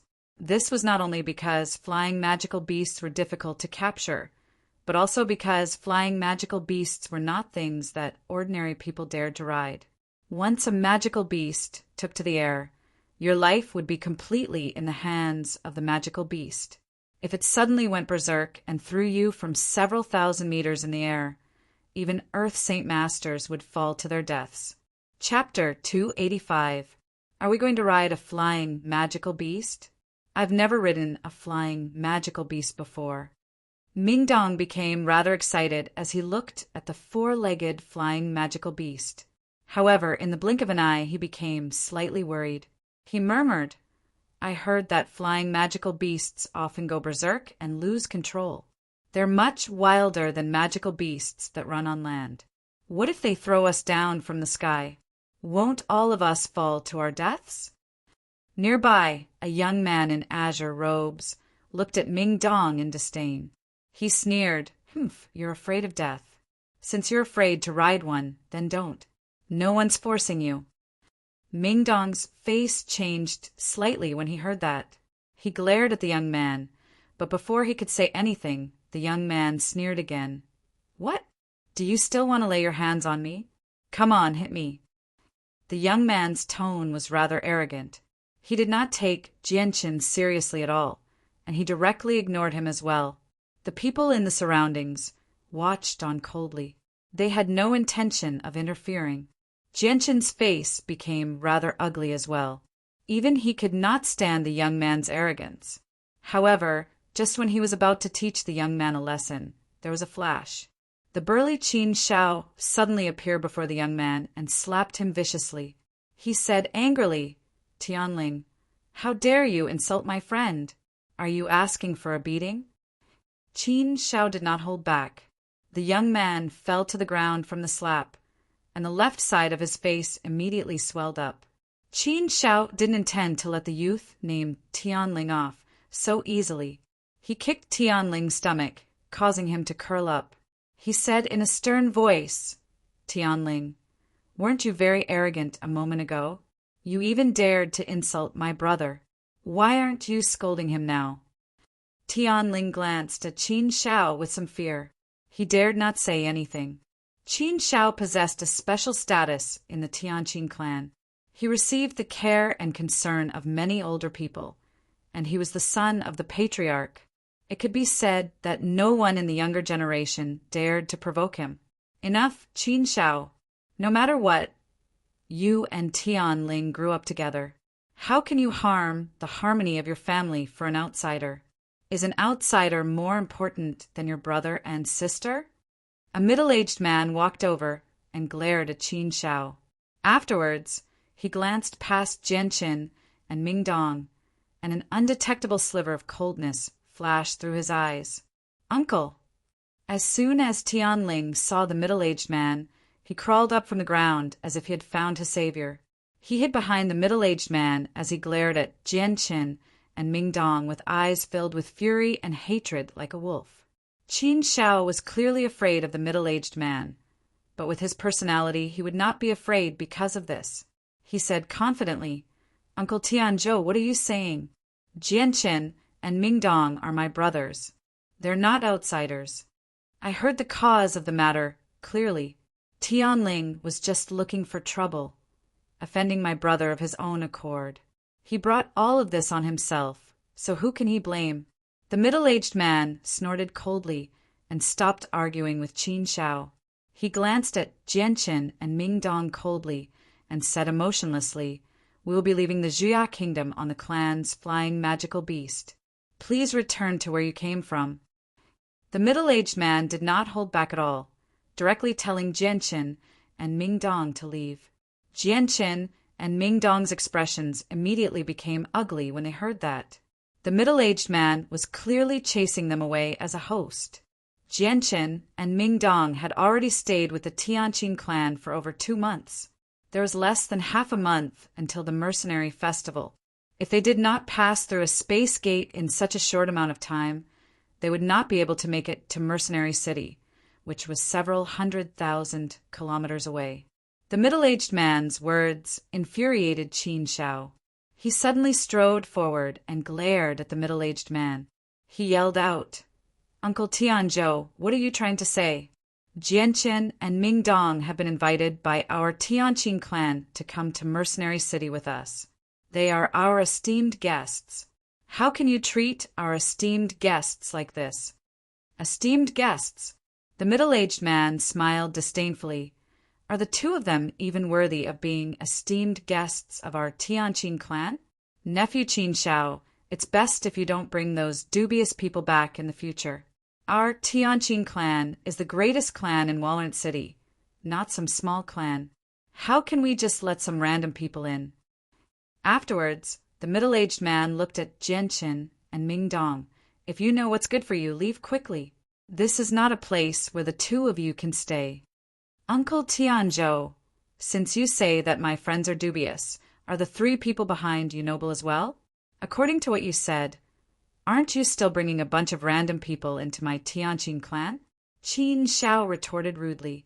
If anyone else dared to talk back to him like that, he would have rushed up and beaten them up long ago. However, the middle-aged man before him was not someone he could deal with, so he could only hold back his anger. The middle-aged man's face sank. "Humph, the 3 brothers behind me are the pillars of my mercenary group. They've been with me for over 20 years, and they've gone through many life-or-death situations with me. They've climbed out of piles of corpses countless times with me. We've already become best friends.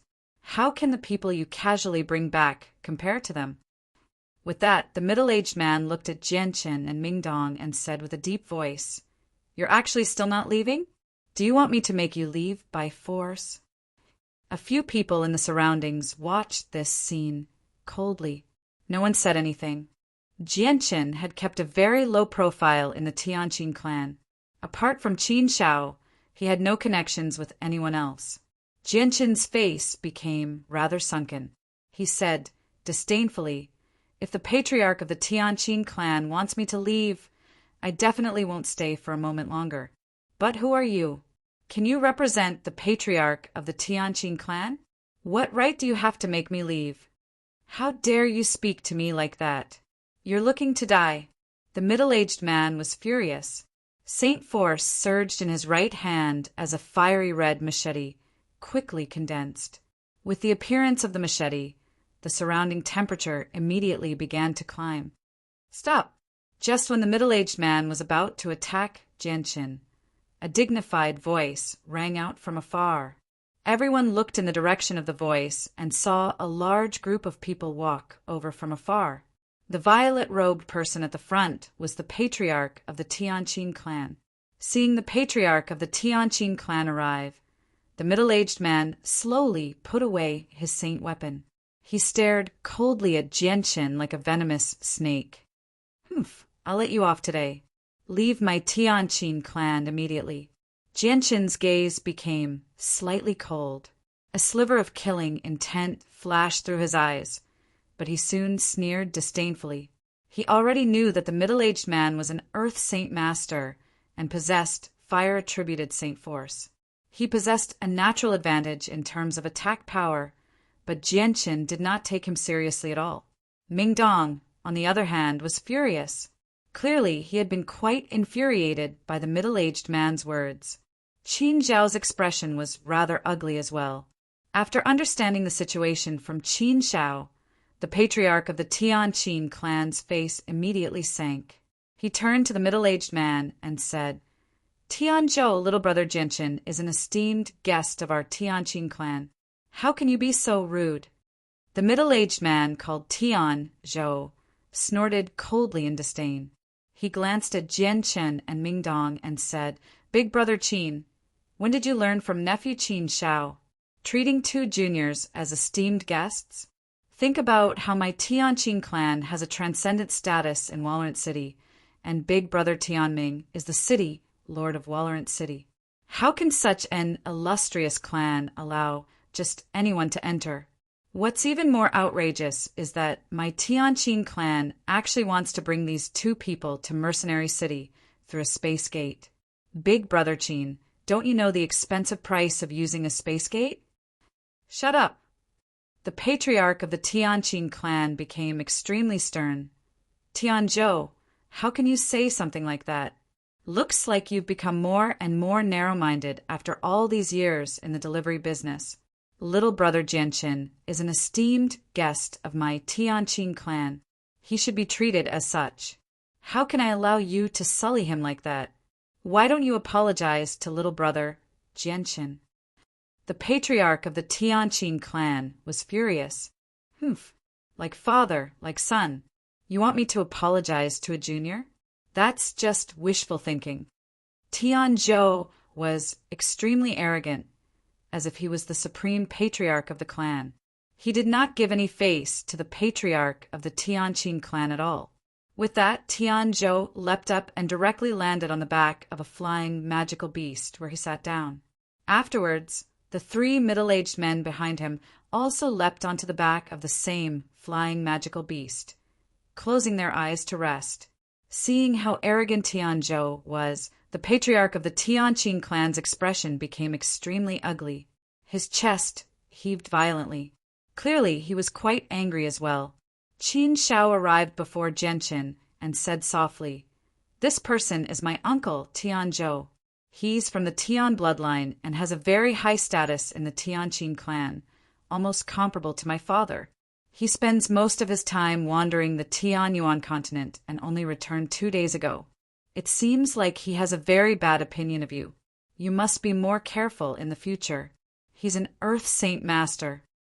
Jianqin nodded slightly and softly said, "I will be careful." At this moment, an old man in black robes descended from the sky. In the end, he hovered 10 meters above the ground. His indifferent gaze slowly swept past the people below. "Greetings to the great elder." Everyone, including the patriarch of the Tianqin clan, bowed when they saw the old man. Even Zhou Tian on the flying magical beast immediately stood up and respectfully bowed to the old man. "A heaven saint master!" Jianqin's eyes suddenly narrowed when he saw the old man hovering in the air. The Tianqin clan actually had a peak expert like a heaven saint master. The old man indifferently glanced past the patriarch of the Tianqin clan and Zhou Tian before looking at Qin Zhao. He could not help but smile kindly. However, when his gaze landed on Jianqin, a gleam of light flashed through his eyes. A sliver of undetectable shock and disbelief appeared in the depths of his eyes, but it only lasted for a moment. The old man gently sighed. His gaze immediately became rather complicated. There was regret, relief, and a sliver of anticipation. It was very difficult to understand. Tianzhou, Qin Yisheng, the old man slowly said. What orders does the great elder have? The patriarch of the Tianqin clan and Zhou Tian asked in unison. The two of you should be extremely clear about the first rule of the Tianqin clan. If the relationship between the two clans is fractured because of you, then just wait for the harshest punishment, the old man said emotionlessly. His voice was extremely calm. But even so, the patriarch of the Tianqin clan and Zhou Tian's hearts still trembled when they heard it. Don't worry, great elder. We will definitely abide by the rules of the ancestors. We will definitely properly protect the relationship between the two clans, the patriarch said. Tianzhou immediately bowed as well. Tianzhou will abide by the rules of the ancestors. We will definitely properly protect the relationship between the two clans. Yes, the old man slowly nodded. Is everyone here? Great elder, everyone is here, the patriarch of the Tianqin clan said in a hurry. Then let's go. Afterward, everyone leapt onto the backs of the magical beasts. 10 people sat on each magical beast, making it a total of 40 people. Jianqin, Mingdong, and Qin Shao all sat on the same magical beast. They were surrounded by 7 people, clearly protecting them